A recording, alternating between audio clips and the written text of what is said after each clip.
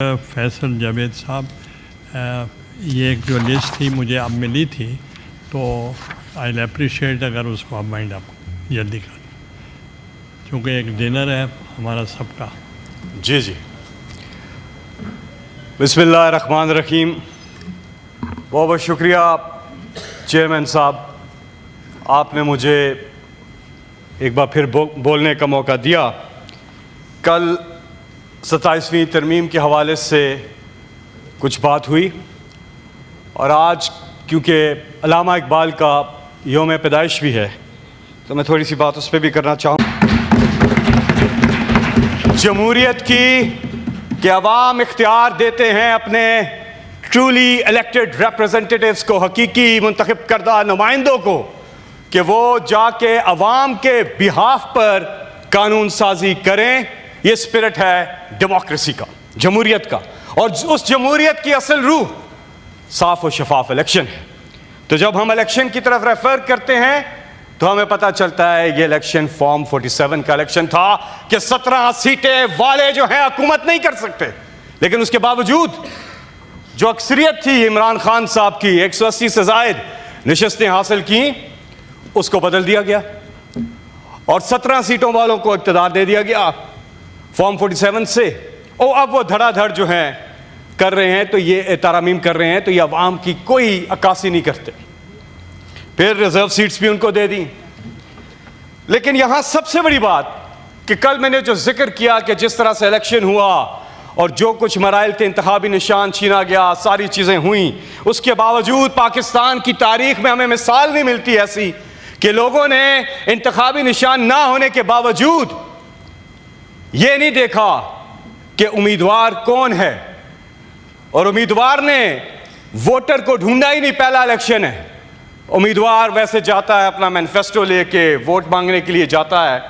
इस बार तो उसकी जरूरत ही नहीं पड़ी, क्योंकि वोटर ने ढूंढा उम्मीदवार को कि किस पे इमरान खान ने हाथ रखा है, मैंने उसको वोट देना है।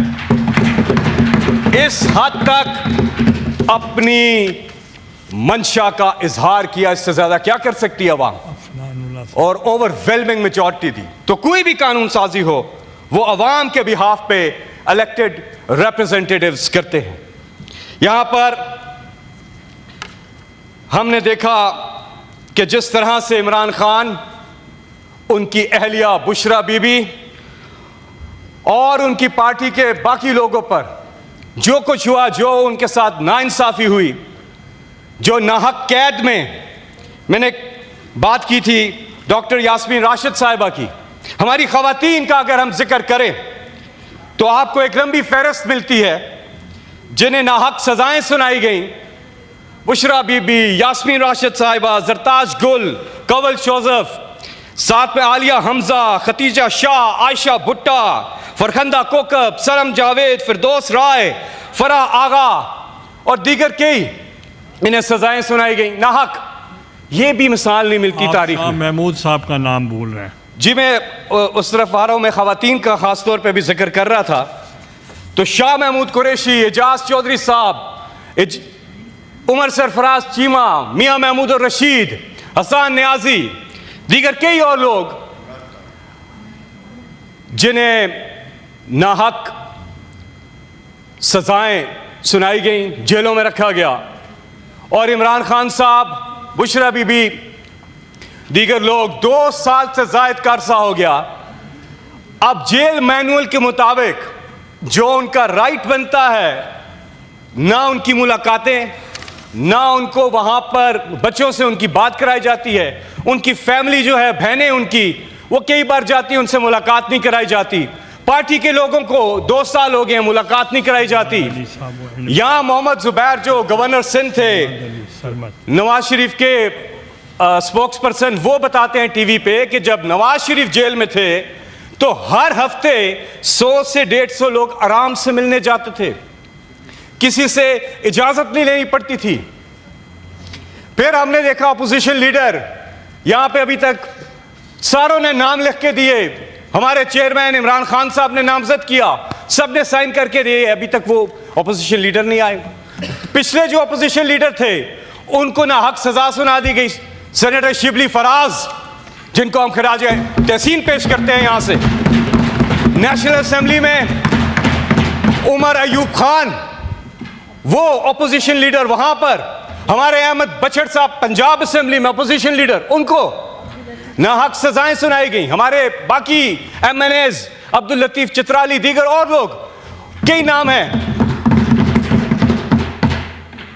और अहमद चट्ठा, बिलाल इजाज, कई नाम हैं, नाम खत्म नहीं होते। तो ये जो सब हो रहा है कि बुनियाद ही हम ठीक नहीं रख रहे, हम तो जितना इस तरह से हो रहा है, पब्लिक और मुतनफर होती जा रही है, इस पूरे निजाम से मुतनफर होती जा रही है पब्लिक। मैं कहता हूं आप चेयरमैन साहब यहां से आप टीमें भेजें, आप कराएं सर्वे, जरा कराएं तो सही, जरा पब्लिक में जाएं, लोगों से पूछें, नुमाइंदे भेजें कि लोगों का सेंटिमेंट है क्या। और कभी भी पाकिस्तान तरक्की नहीं कर सकता जब तक हुकूमत और अवाम के बीच में ट्रस्ट डेफिसिट बढ़ता रहेगा, और यह बढ़ रहा है, मजीद बढ़ रहा है। और इस किस्म की बुलडोज कर देना चीजें, इससे मजीद ज्यादा पब्लिक जो है वो मुतनफिर हो रही है। यहां पर मैं 2 नाम और भी लेना चाहूंगा। हमारे जो वर्कर्स हैं, अब पेट्रियाटिक पाकिस्तानी, मुहब्बे वतन पाकिस्तानी, जिन्होंने पाकिस्तान के परचम को सरबुलंद किया हर मैदान में, अपने कप्तान इमरान खान के साथ सैयद सलमान रजा और जुनैद जहांगीर, ये इनकी फैमिली परेशान है। जहां आवाम की बात नहीं हो सकती क्या? आप बैठ जाए प्लीज। पहले भी इन्होंने इंटरप्ट किया है। मैं वाइंड अप कर रहा हूं, आप बैठ जाए। नहीं बैठना, यहां जाके वहां कॉफी पियो, बहुत पी रहे थे पहले भी, तो कॉफी पियो, कॉफी हो गया, कॉफी पियो आप, कॉफी हो गया। अच्छा जी, मैं वापस आता हूं। यहां आवाम की बात करते हैं, तकलीफ होती है।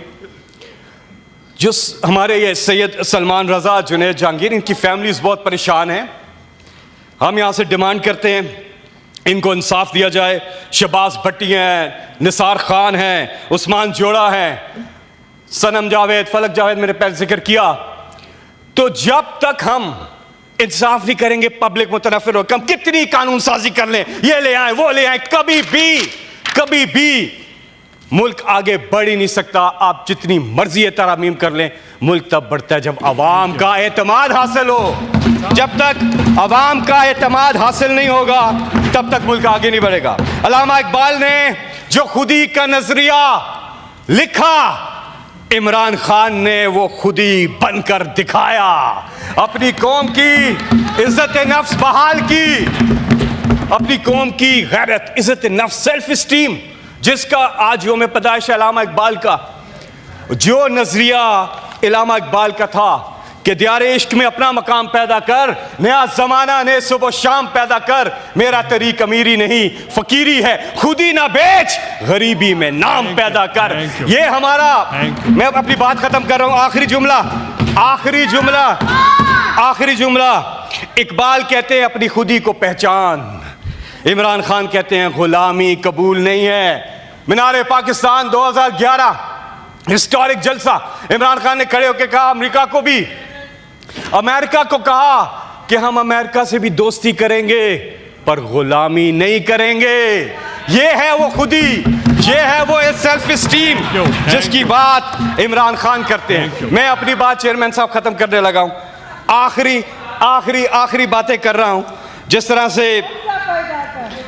तरह से वो कहते हैं ना, ऐसे दस्तूर को, सुबह बेनूर को मैं नहीं मानता, ये कौन गाता था? Thank you. ये शहबाज शरीफ, वजीर आजम शहबाज शरीफ, जिनके आज क्लिप्स चल रहे हैं। थैंक यू सर, मैं आखिरी बात कर रहा हूं, उसमें मैं अपनी बात खत्म करता हूं। मैं हमेशा ये बात अपनी तकरीर के आखिर में करता हूं कि कुरान पाक की आयत है कि अल्लाह ने हमें हुक्म दिया है कि जमीन पर अदल कायम करो। यकीन कीजिए, हम जो मर्जी कर लें, जब तक हम इंसाफ की तरफ नहीं गामजन होंगे, अदल पे मबनी माशरा लेकर नहीं आएंगे, हम कभी भी ना दुनिया में ना आखिरत में कामयाब हो सकते हैं। हमें इंसाफ के रास्ते पे जाना है। बहुत बहुत शुक्रिया चेयरमैन साहब। सेनेटर नूरुल हक कादरी साहब।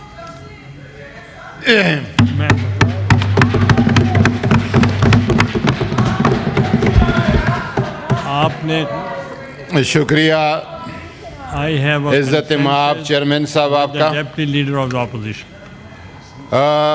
आज जिस तरमीम के हवाले से हम यहाँ बैठे हैं और बहस कर रहे हैं, तो मोहतरम वज़ीर कानून साहब ने जिस तरीके से उसको पेश किया, उन अल्फाज से और उस अंदाज से, तो ये लग रहा था कि इस तरमीम की आज के दिन और इस वक्त इस कौम को इतनी अशद ज़रूरत है कि अगर ये तरमीम न लाई जाए तो मुल्क का, इंसानियत का और इस मुल्क के अवाम का सारा निज़ाम हयात रुक जाएगा।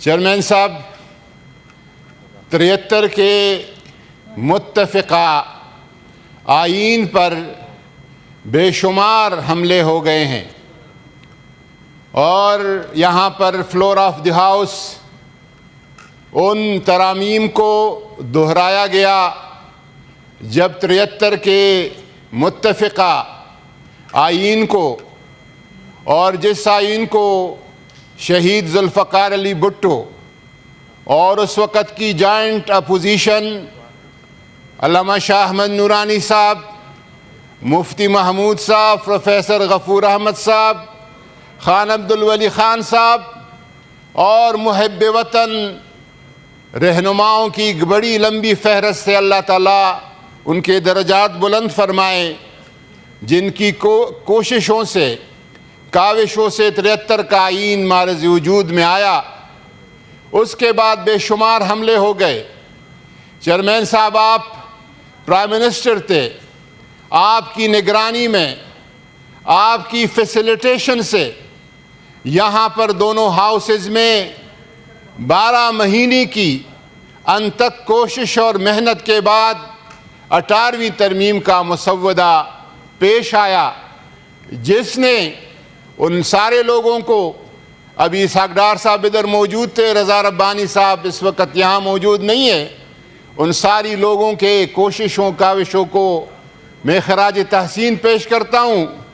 लेकिन जो मौजूदा तरामीम के शक्ल में और जिस तरह लॉ मिनिस्टर ने इस्लाह अहवाल का नाम देकर जिस तरीके से 73 के आईन पर, आईन पाकिस्तान पर जितने हमले हो गए हैं, ये हमला उन सब हमलों में से ख़तरनाक और बदतरीन हमला है। मैं गुजारिश करूँगा कि नज़रिया ज़रूरत, हमारा ख़्याल था कि मरहूम मग़फ़ूर शरीफुद्दीन पीरज़ादा साहब के बाद ये नज़रिया दफन हो चुका है। हमारे वज़ीर क़ानून ने उस नज़रिए का दोबारा एहया कर दिया है और हर आमिर के लिए, हर डिक्टेटर के लिए उसकी मनपसंद दवा जो है तजवीज़ करने का फार्मूला बना दिया है। मैं गुजारिश करूँगा कि अक्सरियत के बलबूते पर आप इस बिल को पास करेंगे। आपने पास करना है, या कल करना है या परसों करना है, लेकिन एक मुल्क के आईन में एक बहुत बड़े डेंट डालने के लिए और इस तरह की जिस तरह आईन का तमाम खदुखाल और हुलिया बिगड़ जाए, इसके लिए एक सिर हासिल गुफ्तगू और बहस की ज़रूरत है, इफ़हाम और तफ़हीम की ज़रूरत है, माशरे के तमाम तबकों को साथ लेने की ज़रूरत है, जो यहाँ पर मुसलसल मफकूद नज़र आती है। और आप अक्सरियत के साथ करेंगे, लेकिन कौन सी अक्सरियत? झूठा मैंडेट, बोगस अक्सरियत, जाली हुकूमत। और सबको पता है, बकौल चकज़ई साहब के मेरी नानी को भी पता है, सबको पता है कि बाबा आदम अलैहिस्सलाम और हवा बीबी के ज़माने से आज के दिन तक इतना बड़ा फ्रॉड और दोक और धांधली नहीं हुई जो 8 फरवरी 2024 को हो गई है। उस अक्सरियत के साथ, उस जाली अक्सरियत के साथ आप इतने बड़े फैसले करने जा रहे हैं। जमहूरियत के, रियासत के जो पिलर्स हैं, एक पिलर मुकन्नना, दूसरे पिलर अदलिया के आज़ादी पर हमला कर रहा है, उसके आज़ादी को छीना जा रहा है।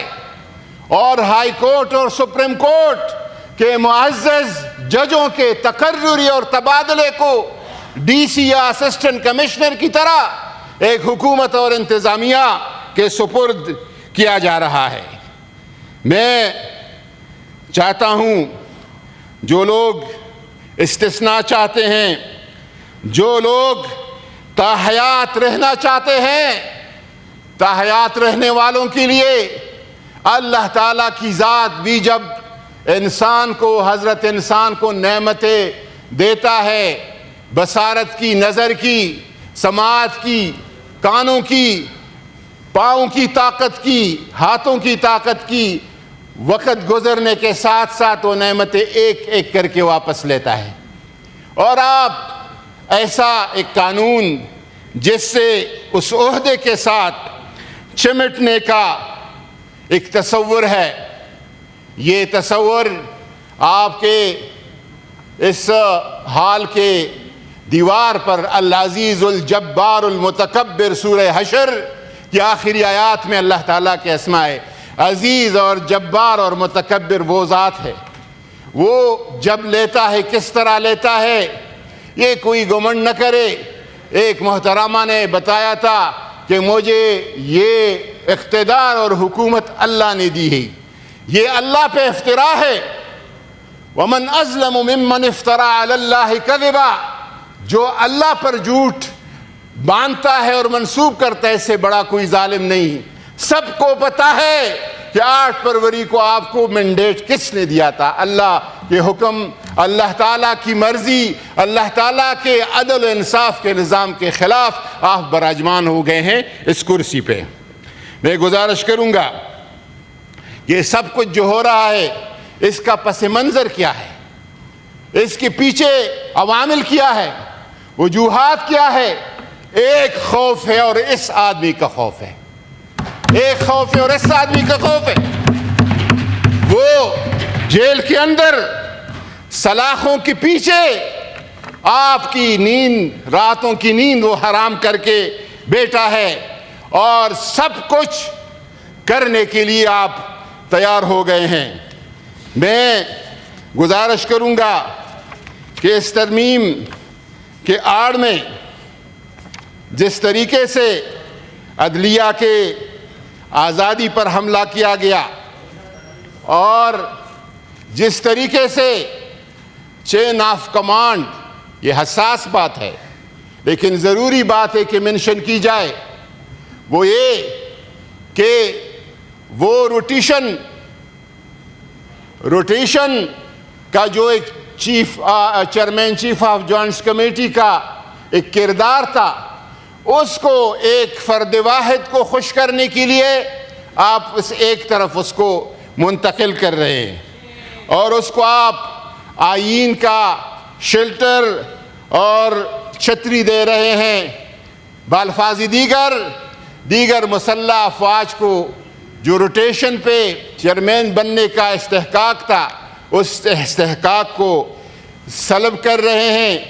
ये एहसास महरूमी की फ़रोग़ देगा और इस मुल्क में नफ़रतों का मज़ीद फ़रोग़ देगा, जो कि किसी भी तौर मुल्क के लिए एक अहसन इक़दाम नहीं है। शुक्रिया। यहाँ पर हमारे मोहतरम, जिनकी तकरीर को मैं बहुत गौर से सुनता हूँ, परवेज़ रशीद साहब सुलझी हुई अल्फाज के साथ सुलझी हुई गुफ्तगू करते हैं। उन्होंने कहा कि आप बात शुरू करते हैं तो एक शख्स की रिहाई पे और गिरफ्तारी पे करते हैं। हाँ, हम करते हैं और करते रहेंगे। पाकिस्तान की इज्जत और रुसवाई उस शख्स की रिहाई और गिरफ्तारी के साथ है। आपने सिर्फ एक बंदे को गिरफ्तार नहीं किया है, आज इस तरमीम के साथ आईन पाकिस्तान को गिरफ्तार कर रहे हैं, आज़ाद अदलिया को आप गिरफ्तार कर रहे हैं। मैं माजरत के साथ आज अल्लामा मोहम्मद इकबाल की रूह के साथ, माजरत के साथ, शायर मशरक, फ़लसफ़ी, सूफ़ी, सियासतदान, पाकिस्तान के ख्वाब देखने वाले मुतहर्रिक किरदार अल्लामा मोहम्मद इकबाल का आज यौम पैदाइश है। उस यौम पैदाइश पे हम इकबाल के ख्वाब वाले पाकिस्तान के साथ क्या करने जा रहे हैं।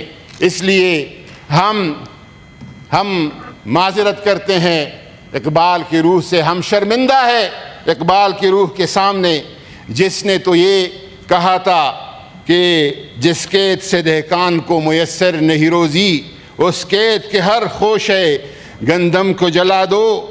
क्यों खालिक व मखलूक में हाइल रहे पर्दे, पीरान कलीसा को कलीसा से उठा दो। मैं नाखुश बेजार हूँ मर मर के सिलों से, मेरे लिए मिट्टी का हरम और बना दो। सुल्तानी जमहूर का आता है इंशाअल्लाह 804 तस्बीह वाला आएगा। सुल्तानी जमहूर का आता है ज़माना, जो नक्श कोहन तुमको नजर आए मिटा दो। ये सारे आपके तरामीम तस नस हो जाएंगे और मलिया मिट हो जाएगी। उसके आने का इंतज़ार है इंशाअल्लाह।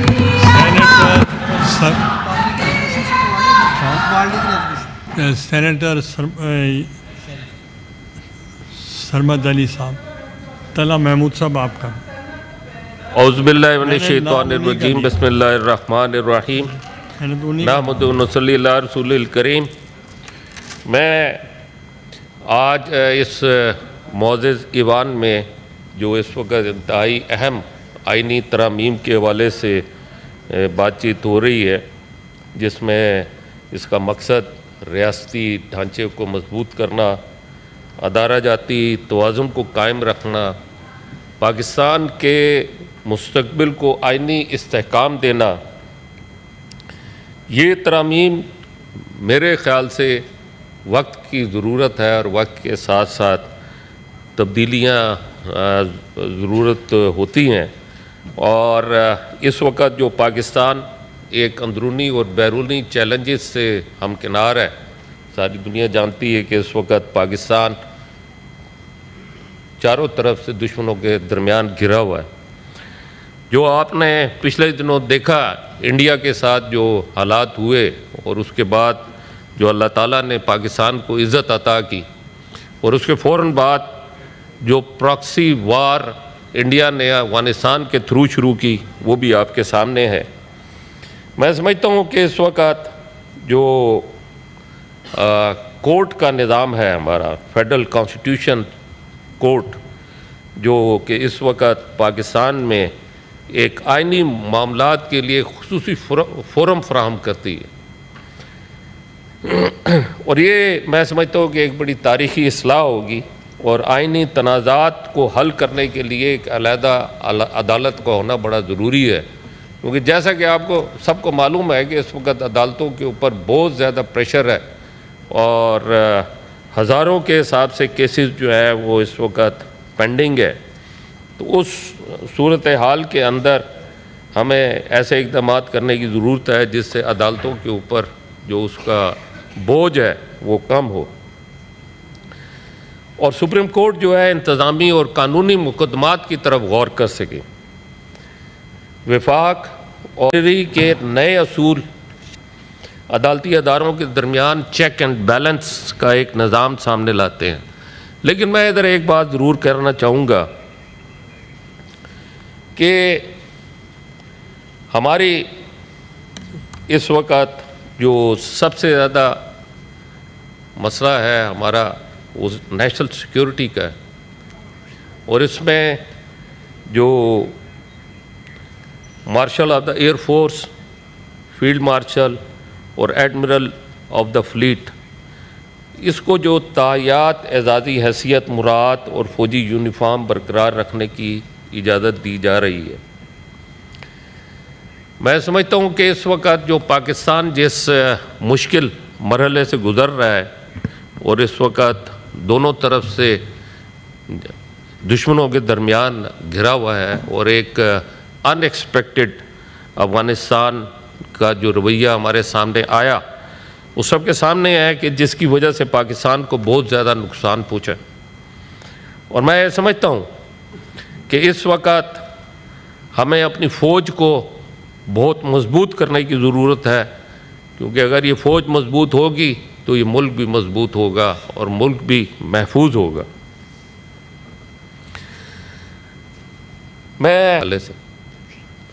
लेकिन उससे आगे जो तकसीम है उसके बारे में हम नहीं कहते। मैं ये समझता हूँ कि ये ज़िलों के साथ और तहसीलों के साथ और छोटे इलाकों के साथ बहुत जुल्म होता है जब उनके रिसोर्सेज दूसरे इलाकों में इस्तेमाल होते हैं जहाँ पर हुकूमत करने वालों की ताकत चलती है। मैं ये समझता हूँ कि इसके अंदर आपके सामने है कि बहुत सारे ऐसे डिस्ट्रिक्ट हैं जो हमारे बहुत पीछे रह गए, जिसमें आपके सामने है कोहिस्तान का इलाका है, चित्राल का इलाका है और मुख्तलिफ़ इलाके हैं। फिर पंजाब के जो इलाके हैं, सेंट्रल पंजाब, जनूबी पंजाब के उस वहाँ पर जो गुर्बत के हालात हैं और जहाँ वहाँ पर डेवलपमेंट के हवाले से जो वहाँ पर फंडिंग लगी या तो फंडिंग लगी नहीं, और अगर लगी तो किताबों में लगी और किताबों में ख़त्म हो गई। ये एक बहुत बड़ा गैप। मैं समझता हूँ कि इसके अंदर मेरी हाउस से दरख्वास्त होगी और मैं आपसे दरख्वास्त करूँगा कि दिस हाउस में authorize the chairman senate to constitute a special committee on problems development tourism infrastructure against corruption in Chitral to investigate and report on matters of public importance relating to overall infrastructure development in lower and upper Chitral and the road network to Chitral, including Chagdara-Chitral Road and the Gilgit-Shandur Road. Promotion of tourism and sustainable economic activity in the region and issues of governance, maintenance and project implementation affecting public welfare and connectivity in Chitral. मैं इस मौके से फ़ायदा उठा के मैंने ये एक कमेटी के हवाले से तजवीज़ पेश की है, सपोर्ट कर दी। तो ये मेरी इसके अंदर गुजारिश होगी कि जिस तरह बाकी इलाके डेवलपमेंट के मुस्तहिक हैं, इस तरह ये इलाके भी डेवलपमेंट के मुस्तहिक हैं। और इस वक्त जो तब्दीलियाँ आ रही हैं हमारे इस कॉन्स्टिट्यूशनल अमेंडमेंट के अंदर, इसमें सूबे और सूबे के साथ साथ ज़िले और तहसीलें, इवन नीचे यूनियन कौंसिल तक उसकी डेवलपमेंट के फ़ंड की तकसीम एक इंसाफ के साथ जो है उसकी फराहमी होनी चाहिए। और जो मैंने एक दरख्वास्त की है हाउस से, मेरी रिक्वेस्ट होगी कि ये एक कमेटी जो है कॉन्स्टिट्यूट की जाए जिसके अंदर हम ये सारे काम करके आपको हाउस को रिपोर्ट पेश करें। अब मेरे साथ सेनेटर रुबीना खालिद और सेनेटर सरमद साहब, सैफुल्लाह ओबड़ो साहब। He is running temperature, he has to leave. देखें, एमुल वली खान साहब बोल चुके थे, अभी और पार्लियामेंट्री लीडर बैठे हैं। आप किसी का जवाब देना चाहेंगे तो मैं दे दूंगा बाद में, मगर पहले बात is not. Thank you chairman साहब। ये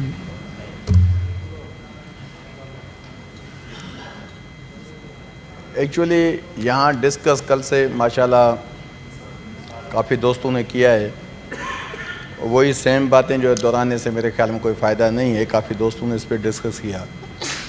हर हुकूमत का हक़ है, जो भी हुकूमत जिस भी तरीके से आई, जैसे भी आई, वो कानून साजी अमेंडमेंट जो भी है वो पेश करती है। जो अपोजिशन में हैं या हुकूमत के दोस्त हैं वो उसमें डिस्कस कर सकते हैं। तो ये कानून साजी कोई पहली मरतबा नहीं हुई। मैं तो हुकूमत के दोस्तों को कहता हूँ आप इंजॉय करें, आपने ये अमेंडमेंट लाइए, इसको पास कराएं। आप बिला वजह अगर अपोजिशन के लोग उठते हैं, आप उनको डिस्टर्ब करते हैं, बोलने नहीं देते, एक दिन के चंद घंटों की बात है, वैसे भी पास हो जाएगी। बात यहाँ से जो भी दोस्त बोलते हैं उनको क्रॉस टॉक या ऐसे कि यहाँ काफ़ी विद इन हाउस चेयरमैन साहब आप माशाल्लाह सीनियर हैं, मतलब हम सब से ओवरऑल जो यहाँ मेंबर्स बैठे हैं, कभी भी आप किसी को कह सकते हैं रूलिंग देके कि हाउस से निकल जाएं या इसको हाउस से निकालो। यहाँ मोस्टली ये एक रवाज बन गया है, कुछ दोस्त उठते हैं जज्बाती हो जाए, इनको निकालो बाबा, आप अपना काम करें, आप अमेंडमेंट लाएं उस पर काम करें, बाकी किस बात पे। मैं तो ज़्यादा अमेंडमेंट पे इस वजह से बात नहीं करता क्योंकि हमारे पार्लियामानी लीडर ने इतनी उस पर बात की है, वो हमारे लीडर हैं, उन्होंने जैसे समंदर को कूजे में बंद कर दिया। अभी मैं बात करूंगा तो कूजे का ढक्कन खुल जाएगा, फिर पानी आ जाएगा, फिर ज़्यादा पानी आ जाएगा, फिर फ्लड आ जाएगी, फिर लड़ाई हो जाएगी। मैं नहीं चाहता, आपके एंजॉय करने का मौका है, आपने मुश्किल से साथ में मिले हैं, आज शाम आपकी डिनर है, उसको आप एंजॉय करें। बेहतर है कि मतलब बजाय कि फिर आपस में लड़ पड़ें, जैसे दो सूबे चंद दिनों तक आपस में लड़ रहे थे। सर मैं आ जाता हूँ यार, बात तो करने दो, तुम्हें को हैजान है। काफी पियो काफी। चेयरमैन साहब जैसे ख्वाजा आसिफ को पान, इसको थोड़ा पान खिलाए ना, चुप रहे ना। बात है चेयरमैन, आ जाएंगे आप आदत है आपको, नहीं आप बैठे हैं, इतने काबिल हैं, उसी दिन कानून उठ के पढ़ा रहे थे सबको, आप इसको थोड़ा नहीं सिखा। Please address the chair. नहीं मैं आपको चेयर कर रहा हूँ, उसी दिन आप नहीं थे चेयरमैन साहब, कभी आपने नहीं सुना होगा, आप स्पीकर पे रहे हैं माशाल्लाह बड़े हाउस के, यहाँ भी आप अल्हम्दुलिल्लाह चेयरमैन हैं, पीएम भी माशाल्लाह, आपसे ज़्यादा किसी को तजुर्बा नहीं। कभी आपने नहीं सुना होगा इस हिस्ट्री में कि कोई अगर सप्लीमेंट्री क्वेश्चन हो उस पर कानून बताया जाए, 5-6 लोग उठ के खड़े हुए, नहीं होना चाहिए। मैं आ जाता हूँ अपने पार्लियामानी लीडर की बात पे, उसने बहुत ही बातें की। मुझे खुशी एक बात है कि गवर्नमेंट के सब दोस्त जो हैं वो हमारे पार्लियामानी लीडर से बड़े खुश हैं। पार्लियामानी लीडर की सब ने नेकी की। परवेज साहब ने भी कहा कि वो हमारे उसके वाले साहब भी दोस्त थे, खुद भी अच्छे आदमी हैं। मैं आपसे ये इल्तिजा करता हूँ, हमें आप वजह बता दें कि आपकी जितनी अली ज़फ़र से मोहब्बत है, इतनी हमसे मोहब्बत कैसे पैदा हो सकती है आपकी? हम भी वो काम कर लेते हैं, आप थोड़ा हमें बताएं तो सही। वो आप हामिद खान साहब से भी वैसी मोहब्बत करें। मुझे अभी वो चीज़ याद आई,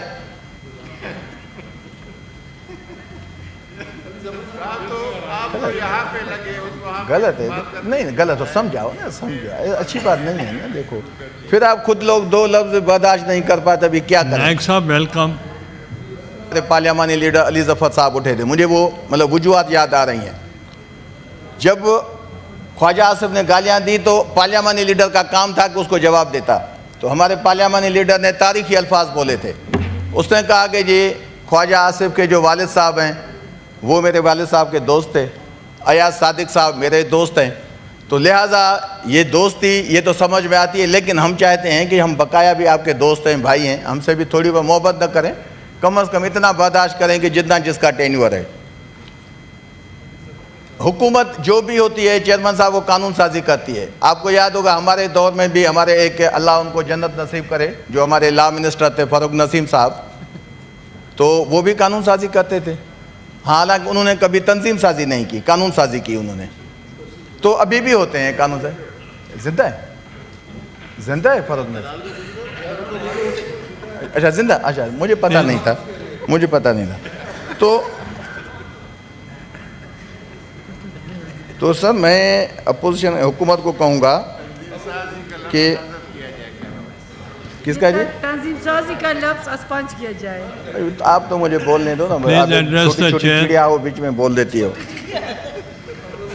देखें मैं अपने सीनियर दोस्तों को यहाँ देखें, अच्छी बात नहीं होती आपके सामने। मेरे ख्याल में मैं आपको एक इल्तिजा भी करता हूँ। यहाँ एक बात की गई कि ज़ियालक के लिए, ठीक है किसी को 100 इख्तलाफ हो, स्पीचेस तो मैंने भी उस पर की हैं। कोई कहता है मर्द मोमिन मर्द, कोई कहते थे कि ये शहीद भुट्टो का कातिल है।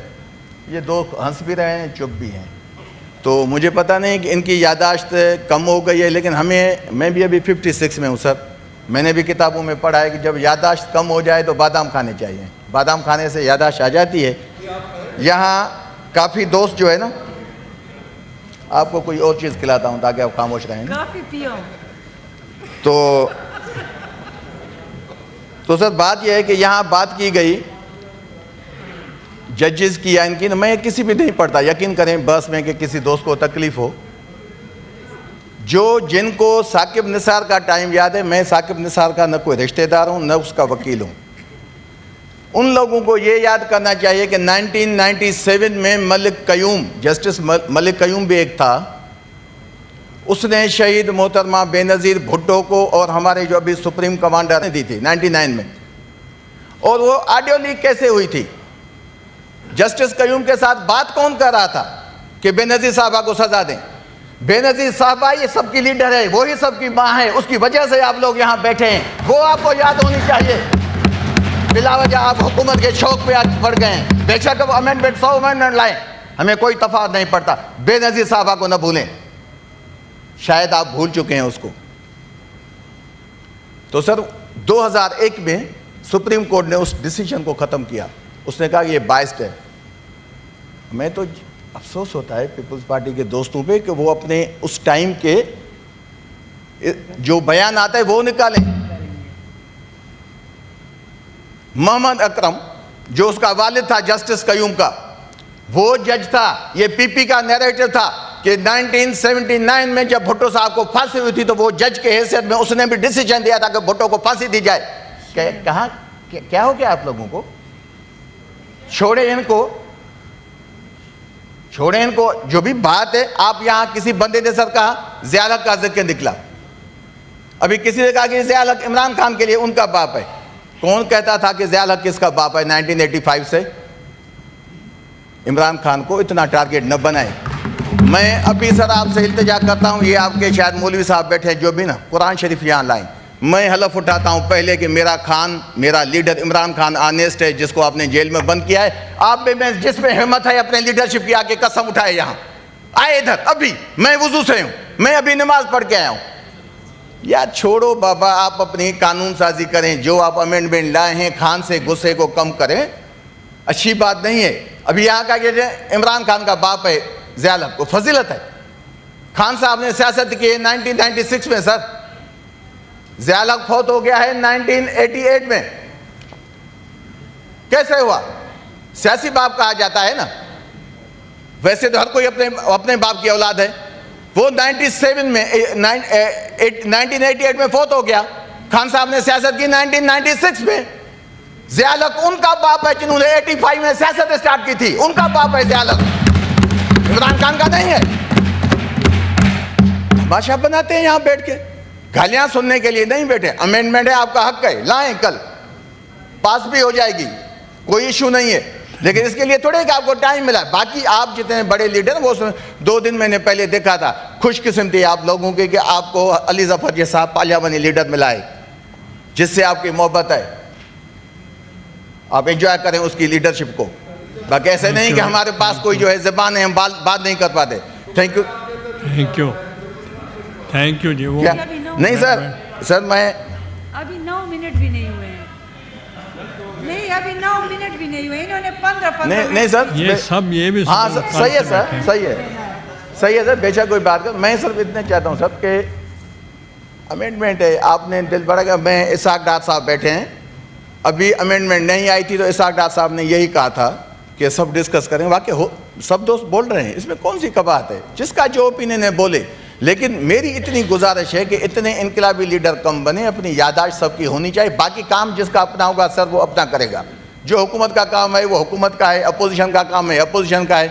ये कभी हो नहीं सकता कि हम एक दूसरे की सही बात को भी माने, ये कभी हो नहीं सकता। तो हमें लिहाजा ये जो इतना इनका इमरान खान पे गुस्सा है इसको कम करना चाहिए। बाकी अथॉरिटी सर हमें भी पता है, ये जो अभी बड़े बड़े चैंपियन बने हुए हैं ना, अभी हमारा सीएम आया केपी से, उसने कहा मुझे खान साहब से मुलाकात करने, पीएम कहता है मैं कोशिश करता हूँ। जब एक मुलाकात नहीं करवा सकते तो चैंपियन किसके बने हमें आपके लोगों को पता है। छोड़ें आप इस चीज़ को, आप अपनी अमेंडमेंट को एंजॉय करें। Thank you sir. शुक्रिया जनाब चेयरमैन जी। बिस्मिल्लाहिर्रहमानिर्रहीम। पॉइंट ऑफ ऑर्डर नहीं, मेरे अगर मैं बात स्पीच कर लूँ, करनी मैं टाइम दूँ, मैं कर लूँ, मैं कर yes please. a time limitation for whatever one wants to say, क्योंकि उस पे लोग फोकस्ड रहेंगे और बात मतलब की करेंगे, इधर उधर की बातें नहीं करेंगे। There should be a time limit to whatever one wants to say, उसके अंदर फिर बात करें और टू द पॉइंट करें। दूसरी बात ये चेयरमैन साहब कि यहाँ जिक्र किया, मेरे बड़े काबिल कदर है मेरे भाई, लेकिन कुरान पाक हमारी जान कुर्बान है, हम सब के लिए एक मशअल राह है, हम उससे सीखते हैं। वो इसलिए नहीं उतारा गया कि हम उस पर कस्में खाएँ। तो मेहरबानी करके ये ट्रेंड जो है ये नहीं होना चाहिए। Thank you. मैं कर लूँ सर जी। बिस्मिल्लाहिर्रहमानिर्रहीम, बिस्मिल्लाहिर्रहमानिर्रहीम,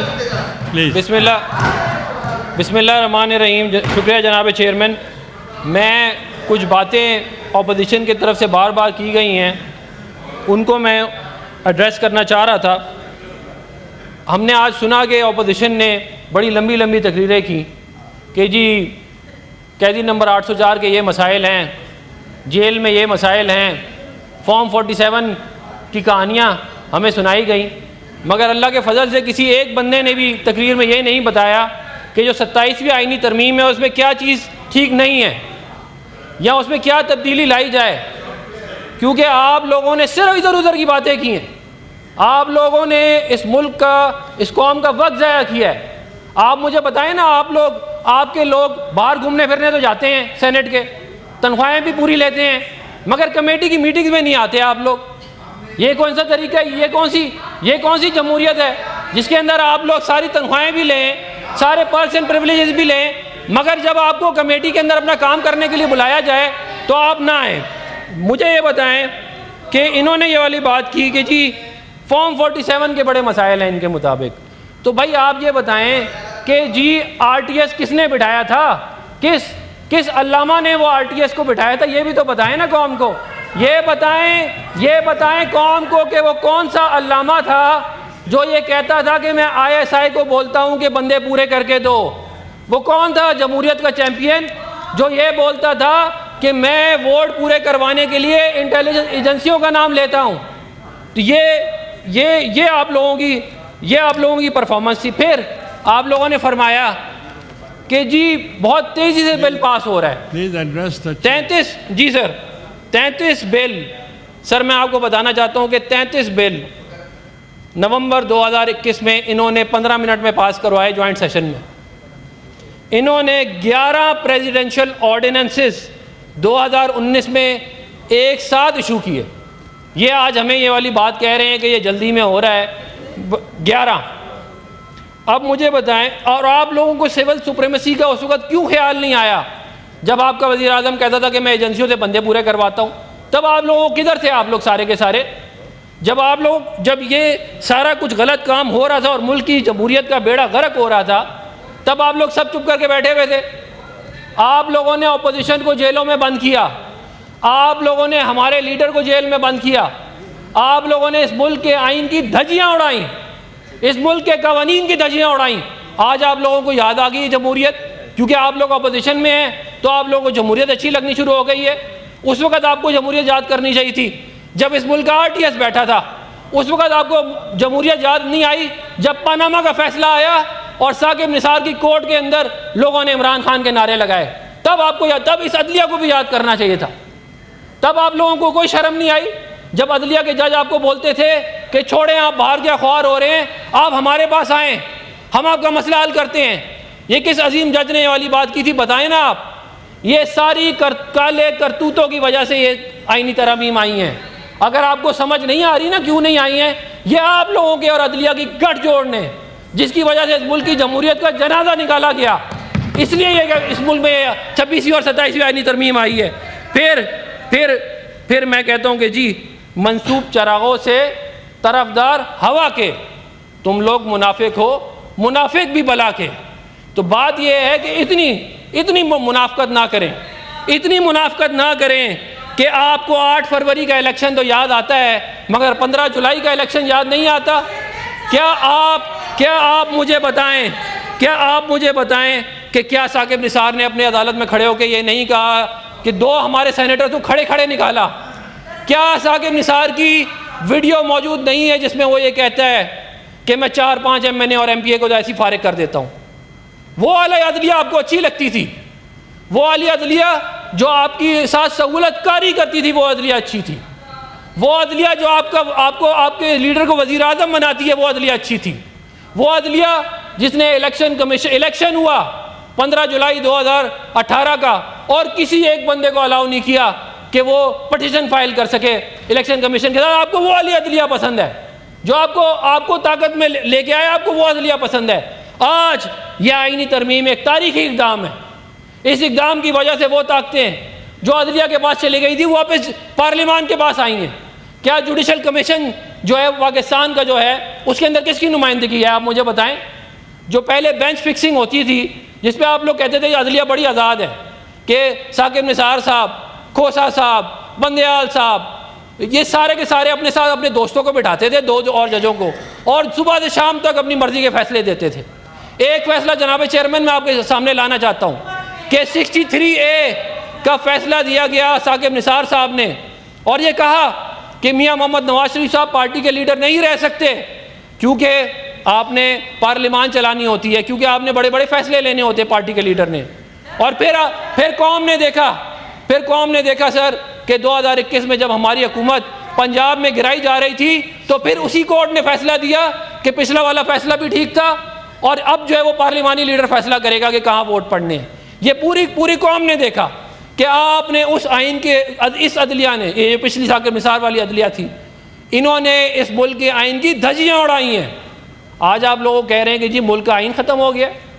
आज आप लोग कहते हैं कि जी 26वीं 27वीं आइनी तरमीम से इस मुल्क की पार्लियामान मजबूत हुई है। इस बात पे आप लोगों को खुश होना चाहिए, मगर बेहतर होता अगर आप लोग उसको पढ़ लेते, बेहतर होता अगर आप लोग उसको देख लेते। फिर जनाब चेयरमैन, बड़े अफसोस की एक बात है, मैं आज ये बात नहीं करना चाह रहा था लेकिन मैं आज ये ज़रूर करूँगा क्योंकि बार बार ये बात उधर से की गई है।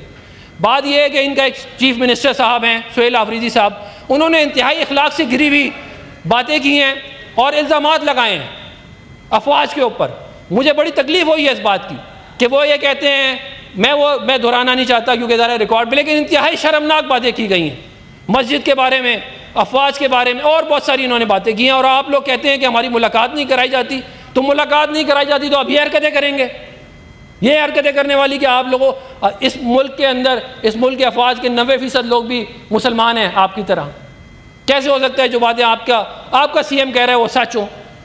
तो बात यह है कि आप टिकटॉक की दुनिया से बाहर आ जाएं, आप बयानिया बनाने की दुनिया से बाहर आ जाएं, मुल्क में इंतशार ना फैलाएं। मुल्क में इंतशार फैलाने से आप लोगों को हुकूमत नहीं मिलेगी। आप लोग कुर्बानियों की बात करते हैं, मेरी गुजारिश सुनें, आप लोग कुर्बानियों की बात करते हैं, मैं आपको जनाब चेयरमैन ये बताना चाहता हूँ मैं कि इस हाउस में जनाब चेयरमैन इस हाउस में सेनेटर परवेज़ रशीद बैठे हुए हैं, सेनेटर मसूद एहसन साहब बैठे हुए हैं, सेनेटर इसाक डार साहब बैठे हैं, और बहुत सेनेटर शेरी रहमान साहब बैठे, बहुत सारे सीनियर सियासतदान बैठे हैं। आप इनसे पूछें कि तकलीफ होती क्या है, आप लोगों को तो पता ही नहीं है। 12 साल काटी है सेनेटर मसूद एहसन साहब ने जेल, आप लोगों ने कितनी काटी है जेलें बताएं हैं? परवेज़ रशीद साहब के साथ जो कुछ हुआ मैं बयान नहीं कर सकता, इन्होंने जितने तकलीफ उठाई है इस मुल्क की जमहूरियत के लिए। और आप लोगों को तारीख़ का नहीं पता, आप समझते हैं तारीख़ शुरू इमरान खान से होती है। तारीख़ इमरान खान से शुरू नहीं होती, ना तारीख़ इमरान खान पे ख़त्म होगी। बात यह है कि आपको अपनी तकलीफ़ तो नज़र आती है, मगर आप लोग आवाम को ये नहीं बताते कि जो इलेक्शन एक्ट के अंदर तब्दीली की गई थी, जिसकी वजह से जो कुछ हुआ 8 फरवरी को, वो किस जमात ने की थी?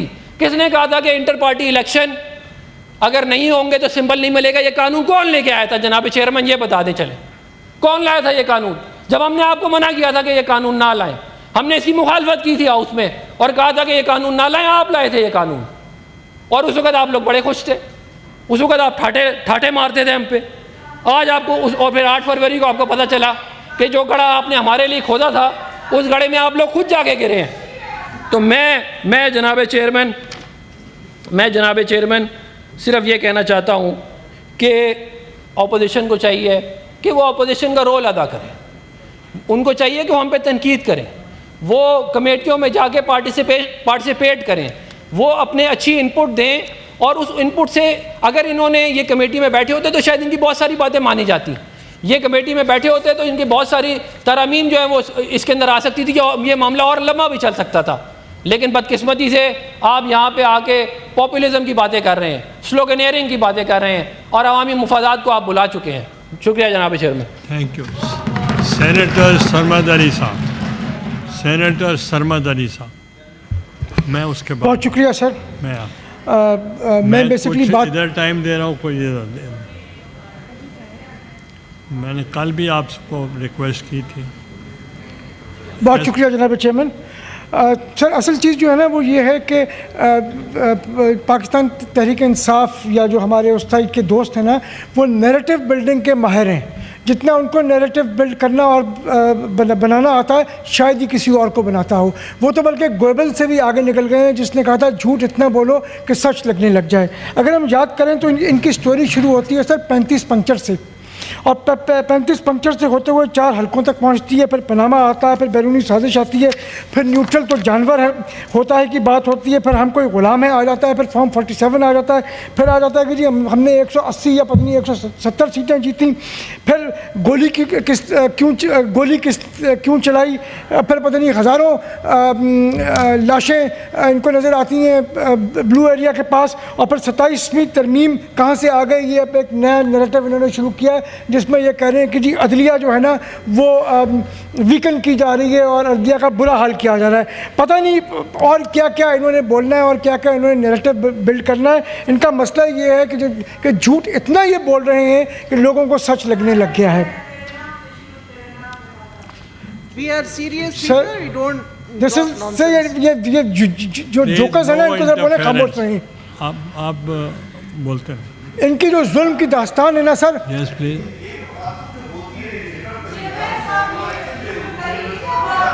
Yes please. जो आप कर रही हैं उसका जवाब दे रहा हूं मैं। एक second. Leader of the house. शुक्रिया जनाब chairman. Please take your seat. मेरी मुअद्दबाना गुजारिश है दोनों साइड्स को, ये कोई तरीका नहीं है। हम यहाँ कई लोग हैं जो पिछले 30 साल से इन हाउसेज में हैं, ये कभी ऐसे नहीं हुआ। तशरीफ रखें बहन, ये कोई ऐसी बात नहीं है। आप या तो चेयरमैन साहब या तो आप एक लेक्चर दें सबको इस इजलास के बाद। कोई डिसिप्लिन होता है। इस हाउस को हम तजलील कर रहे हैं इस हाउस की। मैं दोनों साइड को कह रहा हूँ ना, इधर से उधर को बात होनी चाहिए। जो कोई भी स्पीकर है उधर से है इधर से है उसकी बात सुने। आपकी बारी आएगी जो मर्जी कहें।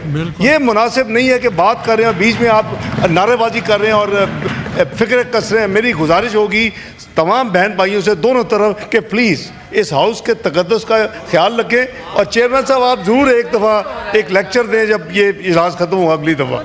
Thank you. I will senator फलक शेर चित्राली साहबा, आई विल रिक्वेस्ट यू, फलक शेर चित्राली साहबा इनको बुलाएं।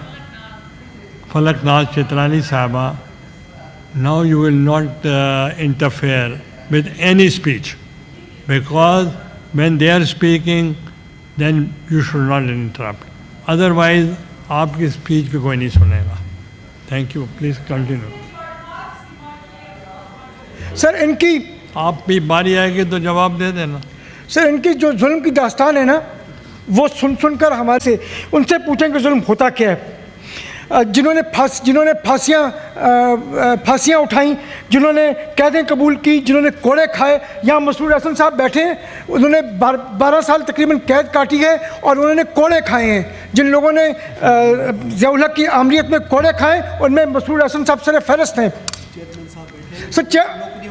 सर आप बैठे हैं जिन्होंने नौकरियां देने की सज़ा पाई और आपने लोगों को नौकरियां दी और आपने 5 साल जेल काटी। या इधर से पूछें कि जुल्म क्या होता है। आप लोगों को पता क्या है जुल्म होता क्या है। आपका जुल्म जो है वो शुरू होता है 9 मई से और आके 26 नवंबर पर ख़त्म हो जाता है। उसके अलावा की बात ही नहीं आप लोगों को पता कि करना क्या है। आप में से किसी को पता है कि लाहौर में जो किला है ना वहाँ पे एक हुकूमत खाना होता था। आप में से कोई हुकूमत खाने में गया? यहाँ पूछें लोगों से कितने लोग उस हुकूमत खाने में गए और उनको टॉर्चर किया गया और कितने लोग बाहर निकले। आप लोगों को पता क्या है जुल्म क्या होता है? आप लोग जुल्म की बातें करते हैं। आपका तो जुल्म जो है वो शुरू होता है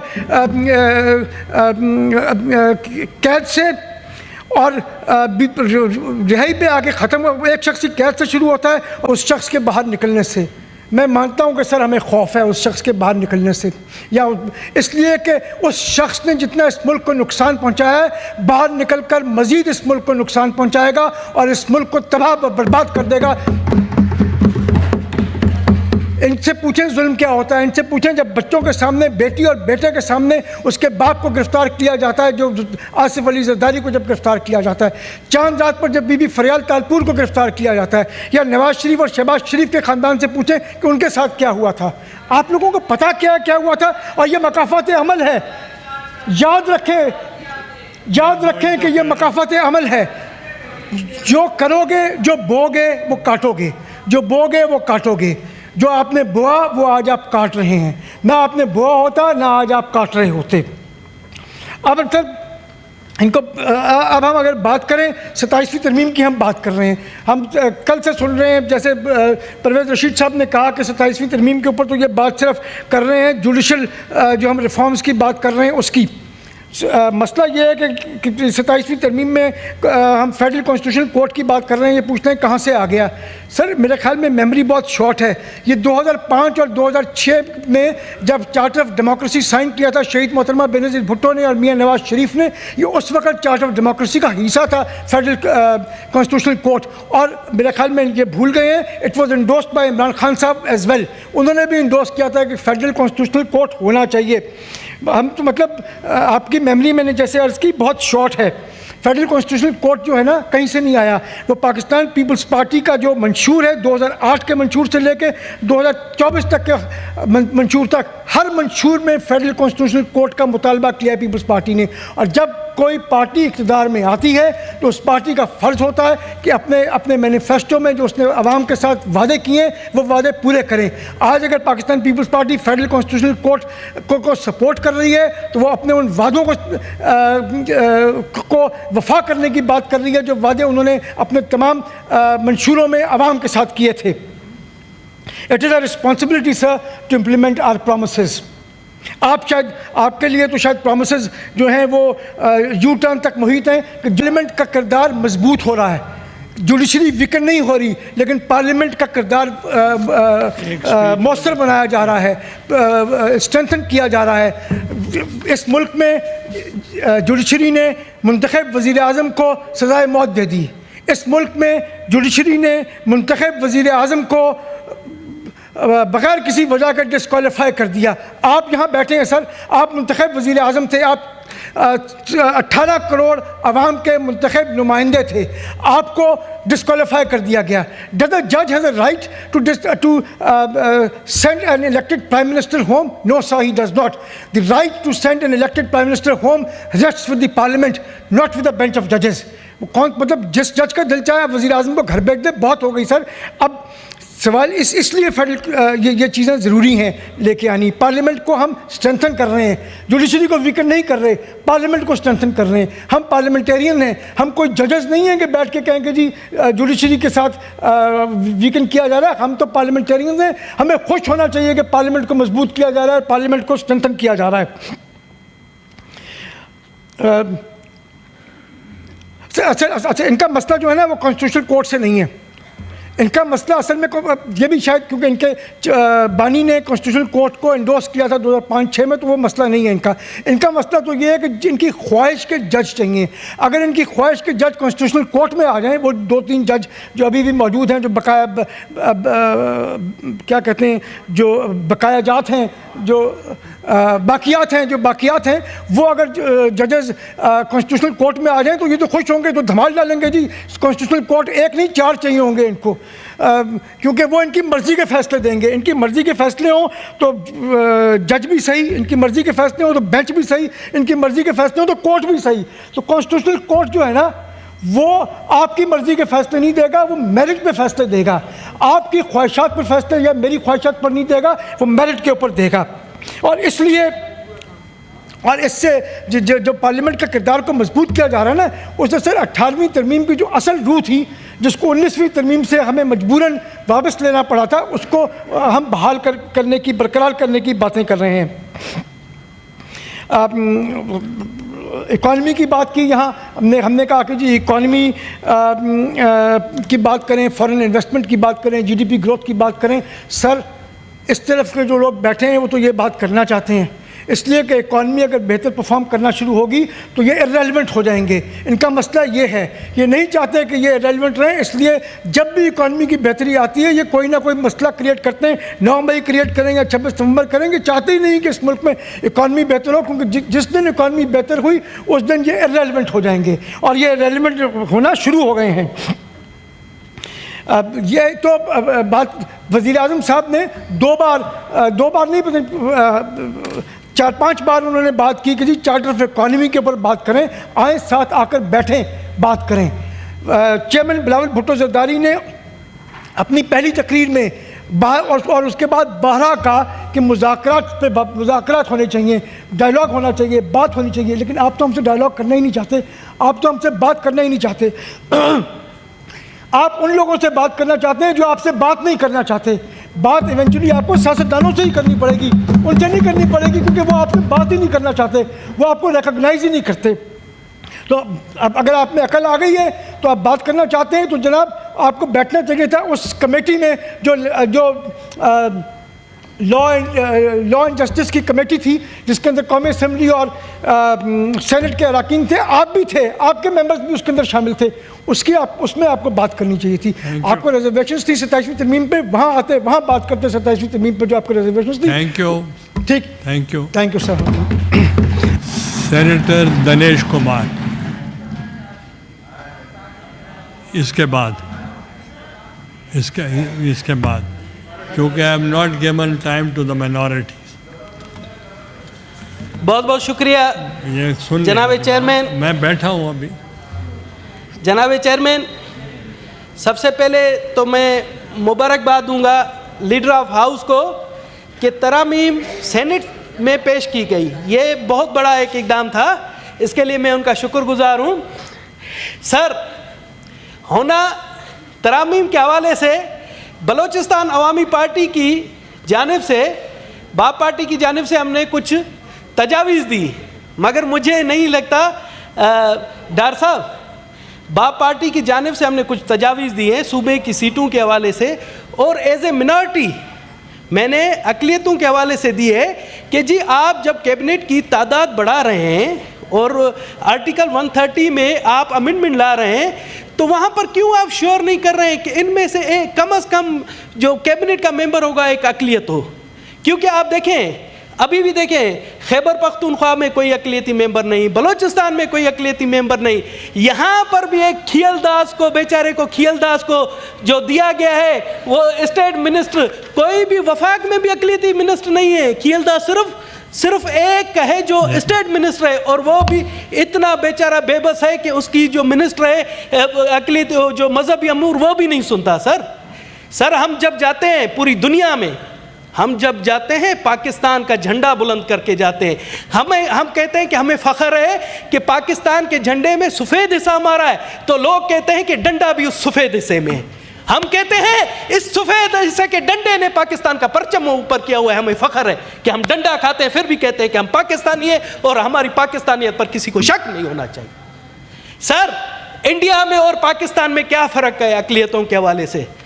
ठीक है, यहाँ पर भी कुछ शिकायतें होंगी अक़लियतों की, मगर पाकिस्तान की स्टेट अक़लियतों के खिलाफ कभी भी नहीं है, जिस तरह से इंडिया में वहाँ की स्टेट वहाँ की अक़लियतों के खिलाफ है। ये फ़र्क है सर, हमें फ़ख्र है। सर, यहाँ पर आप देखें, हम जब बाहर जाते हैं, ये जो आईनी तरामीम हो रही है, सर हमारी खुशनसीबी है कि डार साहब जैसे वसीउल कलब शख्सियत हमारे सेनेटर हैं। सर, आपको तो चाहिए कि सेनेट की स्ट्रेंथन के लिए आप लाते कि जी मेंबर नेशनल असम्बली क्यों वज़ीर आज़म हो, सेनेट से भी वज़ीर आज़म होना चाहिए। इंडिया में ये है, बहुत से मुल्कों में है।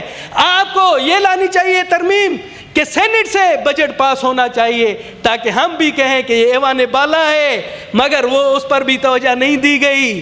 सर, ये बहुत ज़रूरी चीज़ें हैं। अच्छा सर, मैं आता हूँ आर्टिकल 91 में लिखा है कि जी वजीर आजम सिर्फ मुस्लिम हो सकता है, क्यों हम गैर मुस्लिम पाकिस्तानी नहीं है? सर ये क्या बात है, मुझे समझ नहीं आ रहा है कि प्रेसिडेंट ऑफ पाकिस्तान सिर्फ मुस्लिम हो सकता है, गैर मुस्लिम नहीं हो सकता। सर ये इन चीज़ों में आप तरामीम लाएं, हमें कहाँ, जब भी हम बात करते हैं। सर इसाक डार साहब एक मेरी वो अर्ज सुने, एक सेकंड सर, एक मेरी अर्ज सुने। जब भी यहाँ पर अरबाब इख्तियार ने अक़लियतों की बात की है तो उन पर फतवा आ जाता है जी ये कादियानियों के एजेंट है। एक दिन परवेज रशीद साहब ने बात की तो इनके खिलाफ तूफान मच गया कि जी पता नहीं परवेज रशीद ने कादियानियों से क्या खाया है। सर मैं हैरान हूँ कि 1973 में तो कादियानियों को आप लोग ने गैर मुस्लिम करार दिया, हम अलल ऐलान गैर मुस्लिम हैं, हम अलल ऐलान काफिर हैं बकौले। सर हमें क्यों किया जाता है? और जब भी वो हमारे एक जनरल बाजवा साहब थे उन पर भी इल्ज़ाम लगा के जी वो कादियानी। अब ये कादियानी के पीछे हम तमाम अक़लियतों का जो है ना बिल्कुल इस तरह से किया जाता है कि हर कोई जो अच्छी निशस्त पर होता है वो अक़लियतों के खिलाफ काम करना शुरू होता है। सर हम अपना मज़हब रखते हैं, मैं हिंदू मज़हब से हूँ।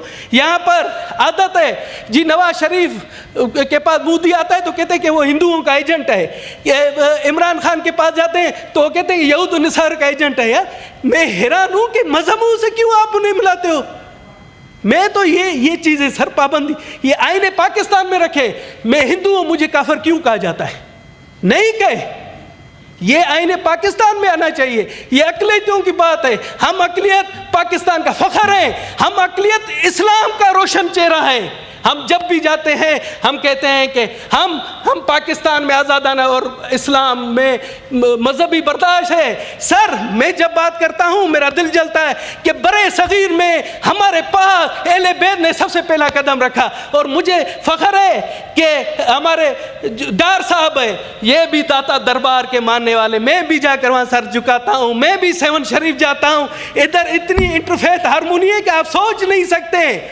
सेवन शरीफ का मेला तब शुरू होता है जहां वो वहाँ एक हिंदू वहाँ की मेहंदी लगाता है तब होता है। अब्दुल्ला शाह भिटाई का भी मेला तब शुरू होता है जब मदन लाल वो शुरू करता है। सर ये हमारे सूफिया कराम ने एक बहुत बड़ा एक वो असूल रखा था, उनके साथ सूफिया कराम के साथ हज़ारों हिंदू थे मगर उन पर उन्होंने कभी नहीं कहा कि आप मुस्लिम बने, उन्होंने रोशन चेहरा दिखाया। और मैं चाहता हूँ कि जो पंजाब सूफियों की धरती है, सिंध जो सूफियों की धरती है, जो 1980 अफगानिस्तान के वार के बाद यहाँ जो गंद फैला है उसको ख़त्म होना चाहिए, मोहब्बत का प्रचार होना चाहिए, तमाम पाकिस्तानियों को वो होना चाहिए। और इस सिलसिले में सर इसाक डार साहब मेरे आपसे हाथ जोड़ कर है कि आप लेजिस्लेशन लाए अक़लियतों के बारे में, और जो गंद फैला जा रहा है, जो अक़लियतों के नाम से हमारे बड़े लीडरों को पुकारा जाता है कि जी कादियानी के एजेंडे, हिंदुओं के एजेंडे, नसारी की, ये चीज़ें ख़त्म होनी चाहिए। बहुत बहुत शुक्रिया। शहरी रमान साहबा यू वांट एक रेजोल्यूशन मूव कर रहे हैं, आपके हक में है। I beg leave to move motion under Rule 263. I hereby move under Rule 263 of the Rules of Procedure and Conduct of Business in the Senate 2012 that the requirements of Rules 26, 29, 30 and 133 of the said rules be dispensed with in order to enable the House to move and pass a resolution on Iqbal Day. Don't worry, it's very short. I now put the motion before the House. Those who are in favor of the motion may say aye. Those against the motion may say no. I think the ayes have it. The ayes have the motion is adopted. And अब no में अभी तक हैं। ये अल्लामा इकबाल के लिए। अच्छा, the motion is adopted. I won't say unanimous. Please move the motion. Ji, thank you. Recognizing the immense and enduring legacy of poet, philosopher and great thinker Dr. Allama Muhammad Iqbal on his 148th birth anniversary and his pivotal role in awakening the spirit of Muslims of the Indian subcontinent. Acknowledging him as the poet of the East and the architect of the vision for a separate Muslim homeland in British India, a vision solidified in his 1930 Allahabad address. Affirming that his poetry, philosophy, and political thought continue to inspire the nation and its youth, embodying ideals of self-realization, the concept of khudi, unity and courage, his intellectual legacy which will continue to serve as a beacon of guidance for future generations.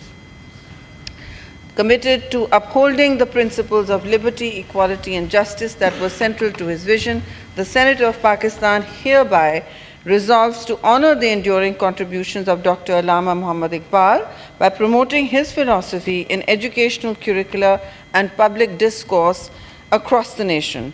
Calls upon all citizens, particularly the youth, to embrace Iqbal's message of self-belief, courage and the pursuit of excellence to build a strong and prosperous Pakistan.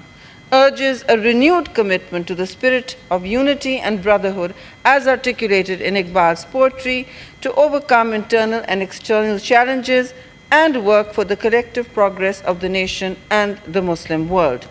Encourages government, civil society and educational institutions to organize and support events, seminars and cultural activities that reflect and celebrate the life and teachings of Dr. Allama Muhammad Iqbal. Reaffirms the national resolve to work towards a just, humane and progressive society based on the principles of freedom, dignity, mutual respect as envisioned by Iqbal. Lastly, decides that the observance of Iqbal Day will be used not only as a day of remembrance but also as a day of active recommitment to the ideals that were powerfully articulated by Iqbal for the betterment of all humanity. Thank you. I now put the resolution before the House. Those who are in favor of the resolution may say aye. Those against the resolution may say no. I think the ayes have it. The ayes have it. The resolution is passed unanimously.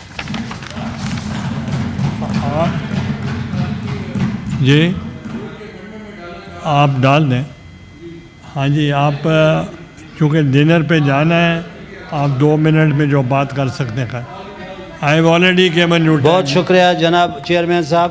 No second time. मैं चूँकि इस वक्त leader of the house साहब मौजूद है, Ivan में है मौजूद है, तो जहाँ तक इसके ताल्लुक़ है 27वीं तरमीम का, तो इसके लिए हमने बाकायदा हुकूमत से, बल्कि अभी कमेटी में भी हमें बुलाया था, उसमें हमने बाकायदा अपने जो अमेंडमेंट दिए थे वो हमने उनको बता दिए. तो हम हुकूमत के मशकूर है कि उन्होंने जो हमने हटाने थे वो जो NFC वार्ड के बारे में थे या जो 18वीं तरमीम के बारे कुछ खदशात थे हमारे, वो उन्होंने कर दिया. और बाकी जो उन्होंने जो बाकी हमें बताया गया जितने भी थे हमने उनके साथ मंजूर कर दिए.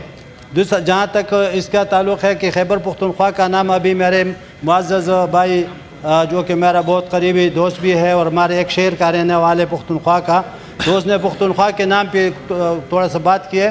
तो मैं कहना चाहता हूँ कि इसके ऊपर मैं इसका थोड़ा सा इनको बता दूँ कि हमारा ये ख्याल नहीं है कि खैबर हमें नहीं चाहिए. खैबर तो एक दर्रा है, वो एक तारीख़ रखता है, वो एक सकाफ़त रखता है, उसका एक जद्दोजहद है उस इलाके में. तो मेरे ख्याल में उसको हम ये नहीं सूबों के नाम, जिस तरह इमरुल खान साहब ने बताया था कि पंजाब के साथ अगर आप साहिवाल पंजाब लगाए या इस सिंध के साथ सकर सिंध लगाए या बलूचिस्तान के साथ बलूचिस्तान के साथ बोलान लगाए, तो मेरा ख्याल इस वजह से. दूसरा मसला क्या है, इस तरह है कि पुख्तनख्वा नाम आप लोगों ने दिया था और हम आसिफ अली जरदारी साहब और नून लीग सबके मशकूर है कि उन्होंने हमें यह नाम दिया था कि आप खैबर पुख्तनख्वा, क्योंकि उस वक्त हज़ारी कुछ लोगों ने इसके ऊपर एतराज़ किया. तो अभी मैं ये सोचता हूँ कि हज़ारा और खैबर का क्या ताल्लुक़ है, जो अब अफ़गानिस्तान के बॉर्डर पे वो वाक़ है. तो मैं ये कहता हूँ कि ये एक बात ये मेरी ये है, में ऑलरेडी कह चुके हैं. हाँ जी. दूसरी बात ये है, ये कमेटी तो नहीं है. दूसरी बात ये है कि उन्होंने बादशाह खान के बारे में ये कह दिया कि बादशाह खान एयरपोर्ट क्यों उनके नाम पे बना.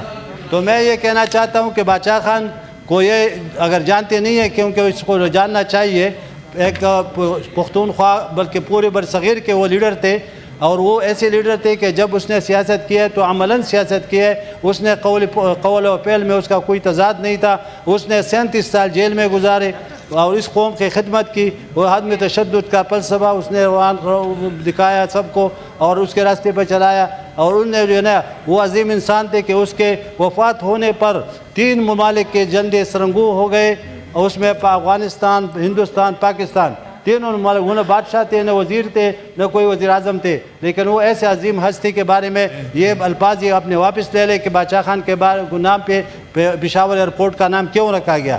तो ये और वली खान के बाद के नाम पर अगर यूनिवर्सिटी बनाई गई है तो उसके खिदमत आप सबको मालूम है। ये हमारे बड़े बेटे हैं जो पुराने हमारे सियासतदान है, लीडर ऑफ हाउस बेटे हैं सारे, जो उनको जानते हैं, वो समझते हैं कि बादशाह खान कौन था और वली खान कौन था, ये उनको जानते हैं। हो सकता है कि हमारे जो है ना हमारे ऑनरेबल सेनेटर साहब नहीं जानते हो, लेकिन मैं उनको आज थोड़ा सा मैंने इसको बताना चाहता था कि बादशाह खान ने हमेशा जो जद्दोजहद की 37 साल जो इस कौम की खातिर आज़ादी के लिए, अगर आज आप इस सीट पे बैठे हैं, मैं बैठा हूँ, सब बैठे हैं, तो उन लोगों के जद्दोजहद से कि अंग्रेज़ को यहाँ से निकाला और यहाँ पे मतलब एक मुल्क बनाया जिस मुल्क में हम आज़ादी से अभी रहते हैं। सूबेदार से ऊपर जो है ना कोई नहीं जा सकता था, और अब मतलब बाहर से सब अंग्रेज़ जितने भी होते थे लीडर सारे ऑफिसर बड़े बड़े उधर से आते थे, और ये जो है ना ये मेरे ख्याल में मुनासिब नहीं है।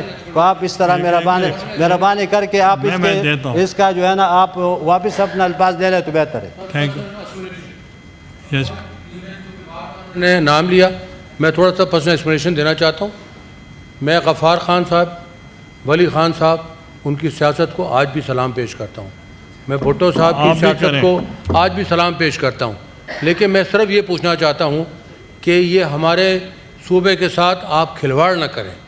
पहली बात यह है कि आप ही ने इसका सूबे का नाम अपनी दौरे हुकूमत में, जब आप प्रोविंशियल गवर्नमेंट में मेजॉरिटी में थे, आपका चीफ मिनिस्टर था, एक नाम प्रपोज़ करके रखवाया।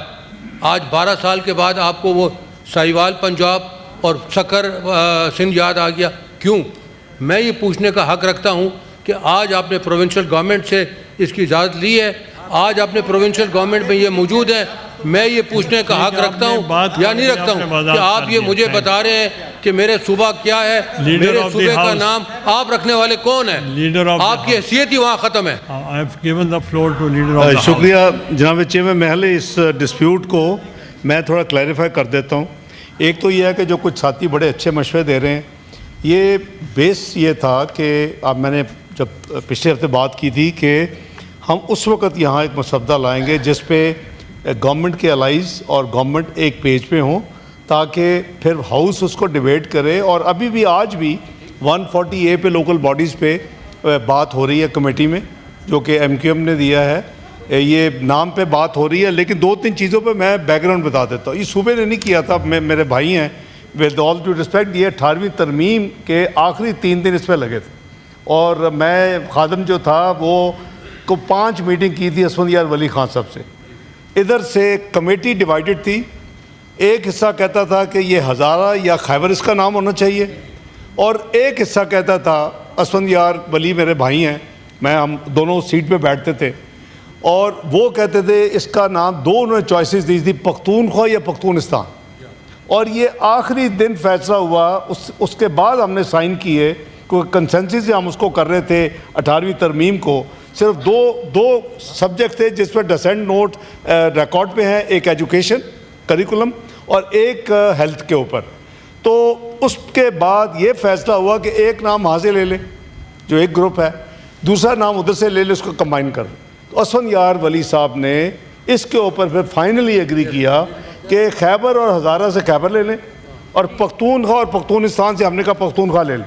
ये पूरी हिस्ट्री है, मैं जो आपको बता रहा हूँ। दूसरी मैं एक और चीज़ बता दूँ, क्योंकि उधर से भी साथी बैठे हुए हैं और कॉन्स्टिट्यूशनल कोर्ट की बात हो रही है, इधर से भी हम उसको डिफेंड कर रहे हैं। कॉन्स्टिट्यूशनल कोर्ट का जो कॉन्सेप्ट था वो 2002 और 2006 के दरमियान, जब मोहतरमा बेनज़ीर भुट्टो के साहिबा के साथ मेरी पहली मीटिंग हुई 2002 में, तो उसमें ये फैसला हुआ कि हम code of conduct, civil military relationship, truth and reconciliation commission, constitution को अपनी असल हालत में लाना, कई इस तरह की चीज़ें वो पूरी COD में हैं। आपको याद होगा 13 मई 2006 को लंदन में मियाँ नवाज शरीफ साहब और मोहतरमा बेनज़ीर भुट्टो, अल्लाह उनको जन्नत में आला मुकाम दे, इनके दरमियान वो साइन हुआ। लेकिन चंद हफ्तों में मिलेनियम होटल लंदन में तमाम पॉलिटिकल पार्टीज़ आई, और उसमें इमरान खान साहब शामिल थे। इनके जो लीडर हैं वो शामिल थे, उनके सिग्नेचर हैं उस डॉक्यूमेंट के ऊपर कि कॉन्स्टिट्यूशनल कोड इसमें उनमें होना चाहिए। मैं सिर्फ क्लैरिफाई इसलिए कर रहा हूँ कि ताकि इन्फॉर्म्ड हम डिस्कस करें। और ये COD जो है कॉन्सेप्ट, ये ना सिर्फ मोहतरमा बेनज़ीर भुट्टो और मियाँ नवाज शरीफ के दरमियान All हुआ। parties. सब्सिक्वेंटली उस पर तमाम लीडर, मौलाना फजल रहमान साहब, असफंदियार वली साहब, इमरान खान साहब, सब आए और सब ने उसको एंडोर्स किया। तो इसलिए ये सब की कॉमन ओनरशिप है। तो मेरा ख्याल है कि मैंने कहा मैं थोड़ी सी हिस्ट्री की लाइट दे दूँ कि मैं आई हैव बीन इन्वॉल्व उसकी ड्राफ्टिंग में। COD में रज़ा रुबानी साहब मैंने शुरू किया, उसके बाद चूँकि काम बढ़ता गया तो आसन इकबाल और सफदर अब्बासी साहब ऐड हुए। ये 4 बंदों ने वो इनिशियल तैयार। Thank you very much. आप ज़रका सोहरावर्दी, आप 2-3 मिनट में बात कर सकेंगे? नहीं जी,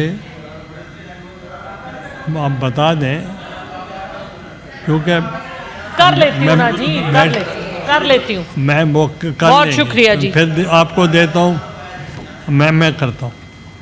बहुत शुक्रिया चेयरमैन साहब। मैं तो समझी थी हम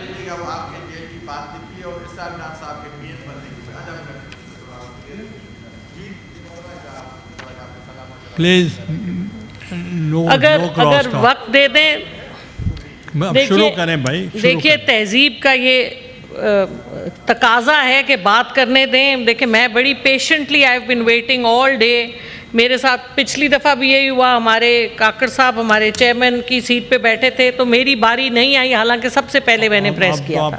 एनीवे सर, अब तसलसल भी तोड़ देते हैं और सब कुछ। एनीवे, आज इकबाल का यौम पैदाइश है और उस हवाले से मैं एक शेर अपनी ऐवान के लिए और अपने लिए कहना चाहती हूँ कि परवाज़ है दोनों की इसी एक फ़ज़ा में, करगस का जहाँ और है शाहीन का जहाँ और। तो हमने डिसाइड करना है कि क्या हम करगस के रोल में रहना चाहते हैं या हम शाहीन के रोल में रहना चाहते हैं।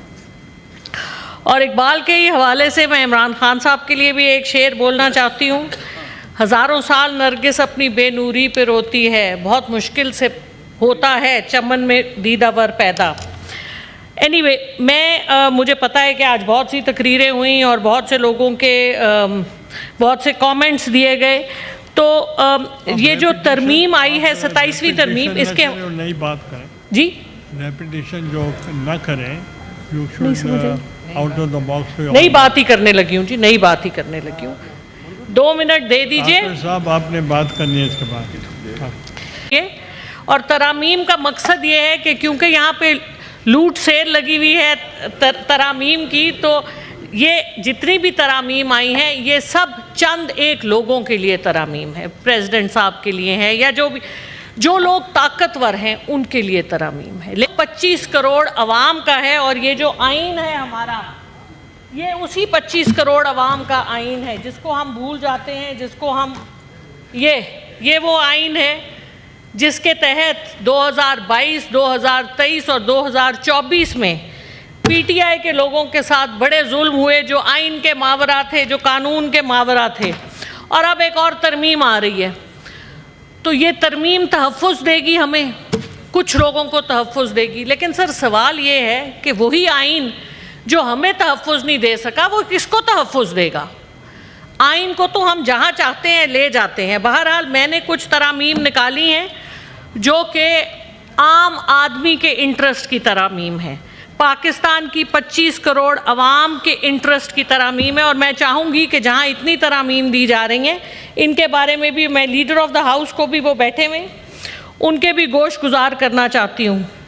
सबसे पहले तो मेरे ख्याल में स्ट्रक्चरल रिफॉर्म्स और आर्टिकल 1 और आर्टिकल 239(4) के मुताबिक allow creation of new provinces including Gilgit Baltistan and Azad Jammu Kashmir, क्योंकि ये दोनों प्रोविंसेस हमारे लोगों के हैं जिनको पार्लियामान में रिप्रेजेंटेशन नहीं मिलती। This is very very important. ये पाकिस्तान के लिए एग्जिस्टेंशियल बहुत इम्पॉर्टेंट इशू है। अगर हम 2/3 लोगों से आइन की तरमीम कर रहे हैं तो हमें ऐसी तरमीम करनी चाहिए जो इस मुल्क के लिए अच्छी हो, इस मुल्क के अवाम के मफाद में हो। आर्टिकल 38 की मैं एक अमेंडमेंट सबमिट करना चाहूँगी जिसमें कि national population stabilization policy linking NFC, जो NFC जो हमारा जिसके ऊपर बहुत सी ले दे हो रही है, जो पॉपुलेशन के हवाले से है, लेकिन ह्यूमन डेवलपमेंट इंडेक्स जो कि पाकिस्तान की it is the lowest in all the countries of the world almost, तो इसके हवाले से जब आप NFC देते हैं, अगर आप उसको पॉपुलेशन से लिंक करें तो उसके साथ development of education, health and gender equity outcomes के हवाले से आपको देना चाहिए, सिर्फ पॉपुलेशन के नंबर से नहीं होना चाहिए। आर्टिकल 39A के हवाले से मैं अमेंडमेंट देना चाहूँगी कि recognize the right to water and climate security, ensuring inter provincial fairness in natural resources. Article 25 and 37 के हवाले से मैं अमेंडमेंट देना चाहूँगी कि पर्सन्स विद डिसेबिलिटी, जिस तरह हमारे यहाँ माइनॉरिटीज़ को सीटें दी जाती हैं प्रोविंशियल असेंबली में, नेशनल असेंबली में, सेनेट में, इसी तरह पर्सन्स विद डिसेबिलिटी को एक एक प्रोविंस में देनी चाहिए और नेशनल असेंबली और सेनेट में भी देनी चाहिए।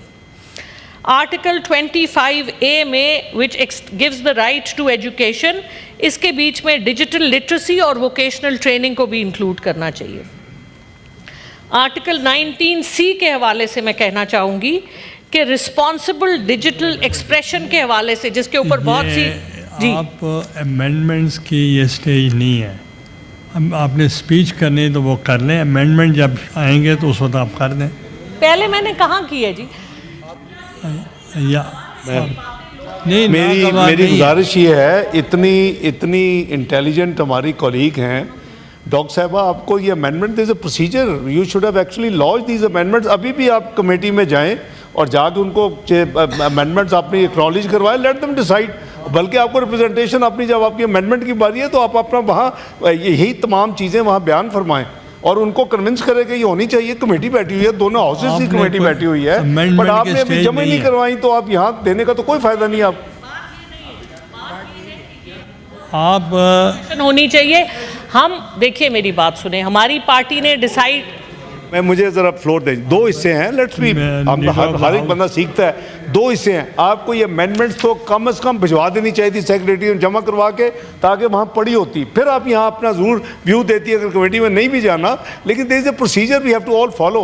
यहाँ आप इतनी मेहनत करके इतनी अच्छी चीज़ें बातें कर रही हैं, वहाँ उसको कोई अब असर ही नहीं होगा। अभी भी कमेटी में रश करें, जाएं, आप छोड़े वो जो रोज़ा रखा होगा नहीं जाना कमेटी में, आप जाके उनको दें, शायद वो एक्सेप्ट कर लें। Thank you. ऐसे है जी कि जो आपकी 27वीं तरमीम जो लेके आए हैं उसको हमारी पार्टी ने और हमने रिजेक्ट किया है, because we don't think it is in the interest of the people of Pakistan. Sir, मुझे गुजारिश, अगर मुझे बात भी नहीं करने देंगे चेयरमैन साहब, प्लीज़ लेट मी स्पीक। लोग यहाँ पे लग़्व बातें कर लें, आउट ऑफ कॉन्टेक्स्ट बातें कर ले। अगर मैं 4 अक्ल की बातें कर रही हूँ और यहाँ इतने सेंसिबल एक्सपीरियंस लोग बैठे, शायद अगली दफा कोई बेहतर अमेंडमेंट ले आए जिसमें कुछ अवाम का भी फायदा हो। देखिए डॉक्टर ज़रका, जी सर, मैं आपको ये बताना चाह रहा हूँ, सिर्फ मैं आपको गाइड कर रहा हूँ। जी sir, this is not the stage where you have to give the amendment. तो इसलिए आप अगर कोई और बातें करना चाहते हैं करें। अच्छा चलें, ठीक है, I will not talk about the amendments if that is. लेकिन बेसिकली जी देखिए, बात यह है कि जो यहाँ पे हो रहा है, हमारी फ़ौज इस वक्त अफ़गानिस्तान के साथ, हमारे इतना टेररिज्म का इशू है, हमारी फ़ौज के शुहदा वहाँ पे अपनी जानें दे रहे हैं। लेकिन सर, आइन की जो लाश हमने यहाँ पे निकाली है पिछले 3 सालों में, और जो हम लगातार देखिए 1973 में आइन आया, कोई किसी ने पूछा कि उससे पहले 30-40 साल हमने क्यों नहीं आइन लेके हम आए? क्योंकि ईस्ट पाकिस्तान और वेस्ट पाकिस्तान था हमारा। ये एक हम बहुत इजारादारी में बिलीव करते हैं। हम नहीं चाहते थे कि ईस्ट पाकिस्तान को उसका हक मिले। ईस्ट पाकिस्तान गया तो हमने आइन ले आया, बड़ी माजरत के साथ। तो हमें ये जो इजारादारी की बातें हैं, इससे आगे चलना पड़ेगा। मैं करेक्ट कर देता हूँ जी। 1956 में हाँ जी आइन बनाया गया। My father was the signatory to the Constitution. It was United Pakistan. लेकिन हम चलने नहीं ना देते जी, हम जो जमहूरी चीज़ होती है उसको चलने नहीं देते। एनीवे, इतने। और दूसरी बात ये कि जहाँ हम अगर तहफ़्फ़ुज़ तो हम ज़रूर लोगों को दें, लेकिन हम सब अकाउंटेबल हैं। पार्लियामान के जितने हम मेंबर्स हैं और हमारे में से जो प्राइम मिनिस्टर प्रेसिडेंट बनते हैं, सर वो भी अकाउंटेबल हैं, उनको अकाउंटेबल होना पड़ेगा। आज बहुत बातें हुई कि जुडिशरी हमारी ने बड़ी गलतियां की। बिल्कुल, जस्टिस मुनीर से लेकर एक दागदार हमारा पास्ट है जुडिशरी का, मानते हैं हम, लेकिन सर इसका मतलब ये तो नहीं है कि आप जुडिशरी के इख्तियारात ले लें। आप जुडिशरी को एहतसाब क्यों नहीं करते? अगर हमूदुर रहमान कमीशन ने कहा कि आप एहतसाब करें, आप लोगों का एहतसाब करें, हम एहतसाब तो करना नहीं चाहते, हम बग़ैर अकाउंटेबिलिटी के सब कुछ चलाना चाहते हैं, हम किसी चीज़ के बारे में बात नहीं करना चाहते। सर इसी ऐवान की 26वीं तरमीम में पिछले साल मेरा बेटा अगवा हुआ था सर, इसी हुकूमत के प्रेजेंस में हुआ था सर। मैं यहाँ पे नहीं आई थी, मेरे पे बड़ी तोहमतें लगी थी, हालांकि ना मैंने वोट दिया ना मैं यहाँ पर थी, लेकिन जिस तरह से मुझे मेरे कैरेक्टर को, मेरी जो खिदमात जो भी छोटी हैं बड़ी हैं जो भी हैं, उसको जिस तरह दागदार किया गया, 1 साल से मैं इसको बर्दाश्त कर रही हूँ। बहुत मुश्किल मैंने वक्त गुजारा है और इसी ऐवान में आज 27वीं तरमीम के ख़िलाफ़ मेरा वही स्टैंड है जो हमारा इमरान खान साहब का है, क्योंकि मेरी सीट सेनेट की इमरान खान साहब की है, जहाँ वो वोट देना चाहेंगे वहाँ मैंने वोट देना है। कब से मैं प्रेस करती हूँ, मुझे मेरी बारी ही नहीं आती, क्या वजह है? शायद मैं बातें अच्छी नहीं करती, शायद मुझे ट्रेनिंग की ज़रूरत है, कुछ बातें ज़्यादा लपेट के करने की। नहीं, आप बातें ज़्यादा अच्छी करती, इसलिए हम बर्दाश्त नहीं कर सकते। Thank you ji. Senator Naseema Ehsan साहब। नसीम जी, मैं एक बलूचिस्तान से इनकी अपनी पार्टी। अफनान आप बैठिएगा प्लीज़, ज़रा सुने। आप अभी दे दूँगा। औज़ुबिल्लाहि समीउल अलीम मिनश शैतानिर रजीम, बिस्मिल्लाहिर रहमानिर रहीम। रब्बी अदखिलनी मुदखला सिद्किन व अखरिजनी मुखरजा सिद्किन वजअलनी मिन लदुनका सुल्तानन नसीरा। सुब्हान रब्बिका रब्बिल इज़्ज़ति अम्मा यसिफून व सलामुन अलल मुरसलीन वल्हम्दुलिल्लाहि रब्बिल आलमीन। शुक्रिया जनाब, आपने मुझे बोलने का मौका दिया। जनाब, इस हाउस को देखकर मैंने कल भी मौका दिया था। जी बड़ी मेहरबानी जनाब। जनाब, इस हाउस को देखकर, इस हाउस के मेंबरान को देखकर दिल बहुत ही दुखी होता है। जनाब, इस हाउस में 2012 से मैं यहाँ पे हूँ, 2012 से 18 तक, और फिर दोबारा ये मेरा दूसरा टेन्योर है। जनाब, मैंने इस हाउस को बहुत अच्छे से देखा है। जनाब, यहाँ पे अगर हम तजावीज़ देते थे, कोई एक मेंबर भी यहाँ पे तजावीज़ देता था, या सारे मेंबर जिनके भी तजावीज़ होते थे, जनाब वाला यहाँ पे आगे से उठकर जनाब मुशाहिद सैयद उठकर उस तजावीज़ को, जनाब यहाँ पे डिबेट होती थी, यहाँ पे एक दूसरे के साथ मिलकर अवामी मसाइल हल होते थे। 25 करोड़ अवाम के मसाइल के लिए हम यहाँ पे बैठे हैं, हम अवामी नुमाइंदगी के लिए यहाँ बैठे हैं। जनाब, ये मैं इस दफ़ा देख रही हूँ कि वहाँ से अबे, यहाँ से तबे, और वहाँ से चुप, यहाँ पे बैठो, इस तरह के जनाब ये अल्फाज पहले कभी मैंने नहीं सुने। इस हाउस का एक वकार है, एक डेकोरम है, एक तौकीर है। क्यों हम इस तौकीर की बेतौकीरी कर रहे हैं? जनाब वाला, बड़े अफसोस के साथ मुझे कहना पड़ रहा है। और जनाब, मैं आपका शुक्रिया अदा कर रही हूँ कि आपने मुझे, दोबारा से शुक्रिया अदा करूँगी कि आपने मुझे मौका दिया। जनाब वाला, गुज़श्ता दिनों पाकिस्तान और इंडिया के दरमियान जो मार्का हक़ हुआ जनाब, उस पे मुझे बोलने का मौका नहीं मिला, तो इसलिए आज मुझे बोलने का मौका मिल रहा है।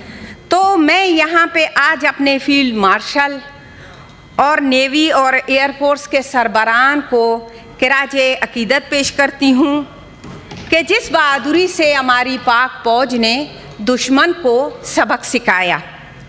जनाब वाला, मौजूदा जो ज़ैर गौर आइनी तरमीम है, उस हवाले से तमाम मेंबरान ने बात की, मेरी भी एक आध गुजारिश है। जनाब, ये तरमीम जो ज़ैर गौर है, अगर हम अपने मज़हब और इस्लामी असूलों के मुताबिक देखें तो हम उस पर पूरा नहीं उतरते, क्योंकि जनाब हुज़ूर पाक सल्लल्लाहु अलैहि वसल्लम का इरशाद गिरामी है। जनाब, 30 साल बनते हैं खिलाफत राशिदिया के। जिसमें खलीफा सानी हज़रत सैयदना उमर फ़ारूक रज़ी अल्लाह ताला अन्हु का वो वाक़या जो मस्जिद नबवी में पेश आया, सलमान फ़ारसी का सवाल और हज़रत उमर रज़ी अल्लाह ताला अन्हु का जवाब और हज़रत उमर रज़ी अल्लाह ताला अन्हु के बेटे की तस्दीक। जनाब उस किस्से पे नहीं जाती हूँ क्योंकि वो किस्सा तमाम मुसलमानों के जहन में है और तमाम मुसलमानों को उसका इल्म है। और जनाब अगर अस्करी हवाले से देखें तो हज़रत खालिद बिन वलीद जो अज़ीम तरीन फ़ाते जर्नल था जनाब, उसको सैफुल्लाह का ख़ताब दिया गया था और आज भी वो सैफुल्लाह का ख़ताब है उनके पास, जिनके फतूहात को जनाब मगरब अपनी मिलिट्री एकेडमी में अपने जवानों को पढ़ाता है। वो भी एहतिसाब से बालातर नहीं था जनाब। उन्होंने एक दावत दी, उस मौके के हिसाब से एक पुरतयुश दावत था वो। तो जनाब खलीफा दोम ने उससे बाज़पुर्स की कि ये दावत आपने माल गनीमत से दी है या अपने ज़ाती वसाइल से। तो जनाब वाला उनको ये साबित करना पड़ा कि मैंने ये दावत अपनी ज़ाती वसाइल से दी है। लेकिन जनाब वाला आज अगर हम इस्लामी माशरे का जायज़ा लें तो ये चीज़ें हमें नहीं मिलती हैं जनाब वाला। अब हम आते हैं इस दौर की जानिब। हम अपने ही मुल्क को जनाब लें, अयूब ख़ान के बाद हमें अपने ही मुल्क में ये देखने को मिला है और हमने पढ़ा है जनाब कि एक हुकूमत आती है, एक पॉलिसी बनाती है।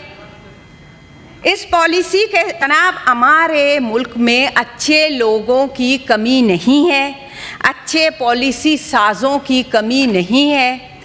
हमारे मुल्क की जनाब 5 साला जो पॉलिसी लेकर आए डॉक्टर महबूबुल हक की बनाई हुई थी जनाब, जनूबी कोरिया जो इस वक्त एशिया का टाइगर बना है, उसने इससे इस्तिफ़ादा हासिल किया। लेकिन जनाब हम आज पीछे रह गए हैं और बल्कि मैं यही कहना चाहूँगी कि हम रोज़ बरोज़ पीछे की जानिब जा रहे हैं जनाब। हमारे मुल्क में ऐसे भी सरबराहान गुज़रे हैं जिनकी करप्शन के हवाले से आज तक किसी एक ने उंगली नहीं उठाई।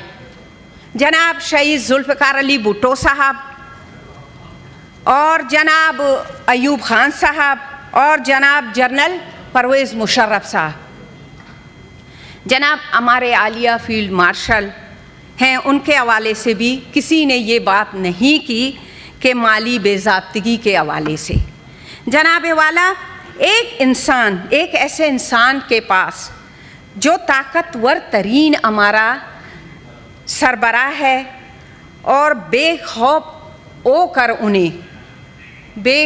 होकर उन्हें 10 साल मिलने चाहिए, जो कि बनाई गई पॉलिसियों की निगरानी करे और उनके समरात आवाम तक पहुँचाए। तो इस हवाले से जनाब मैं ये समझती हूँ कि ये तरमीम काबिल कबूल तरमीम है। अगर इसके समरात अवाम तक नहीं पहुँचते जनाब वाला तो ये कोई आसमानी सहीफ़ा नहीं है कि इसमें रद्द बदल नहीं हो सकता। इसमें हम और भी तरमीम ला सकते हैं जनाब। मैं समझती हूँ कि ये तरमीम काबिल कबूल है। और इसके अलावा जनाब वाला कल यहाँ पे मेरे मुअज़्ज़ज़ कोलीग इन्होंने इमरान ख़ान साहब के हवाले से कहा कि उनकी ज़ौजा को उनसे मुलाकात नहीं किया जा रहा है या फिर उनके बच्चों को नहीं मुलाकात करने दे रहे हैं और नाइंसाफ़ी का हवाला दिया, जुल्म का हवाला दिया। तो जनाब वाला इस तरफ में हमारे कोलीग मसरूर भाई बैठे हुए थे, उन्होंने भी कहा कि जनाब शहीद जुल्फ़िकार अली, जनाब उस बात को हम सुनते हैं हमारा दिल दुख से पट जाता है कि जो शहीद जुल्फ़िकार अली भुट्टो के साथ हुआ, उनकी जसद खाकी के साथ हुआ। यहाँ पे मौला बख्श चांडियो सेनेटर हुआ करते थे, तो उनसे मैंने सुना था कि ऐसी चारपाई पे उसकी जसद खाकी को लेटाया गया कि उनके पैर नीचे लटक रहे थे बहुत दिल को बुरा लगा, बहुत अफसोस हुआ। लेकिन जनाब सेम उसी तरह का एक सिचुएशन बलूचिस्तान में भी पेश आया। शहीद नवाब अकबर बुगटी का जनाजा जसद खाकी उसकी फैमिली ने भी नहीं देखी, उसके बच्चों ने, उसके बेटे बेटियों ने भी उस जसद खाकी को नहीं देखा, जिसका हमें बहुत अफसोस है। जनाब वाला, आखिर में मैं यही कहूँगी जनाब डार साहब से कि जो बलूचिस्तान है, हमारा सूबे बलूचिस्तान, उसकी सीटें बढ़ाई जाए, जैसे हमारे सेनेटर दिनेश कुमार ने कहा। तो ये मेरी दरख्वास्त होगी आपसे। थैंक यू चेयरमैन साहब, थैंक यू। आगा शाहजेब दौरानी साहब, मैं वो सुबह से बैठे हैं, मैं एक इधर से सुन रहा हूँ, एक उधर से सुन रहा हूँ। हाँ, ये लास्ट स्पीकर लेट हो रहा है बड़ा। सर मेरी गुजारिश है कि सुबह 11 बजे स्पीचेस रहेगी, सुबह करवा लें जी। ये 5 मिनट बात कर लें जी। आगा साहब 5 मिनट बात। कौन? आगा शाहजेब दुरानी। शाहजेब तो सुबह कर लें, पहली sir is okay with us. सुबह 11 बजे कर लें। ओके, आप उनको पहला स्पीकर रख लें सुबह 11 बजे। Thank you. Okay, okay. The proceeding of the House stands adjourned to meet again on Monday, the 10th November 2025 at 11 a.m.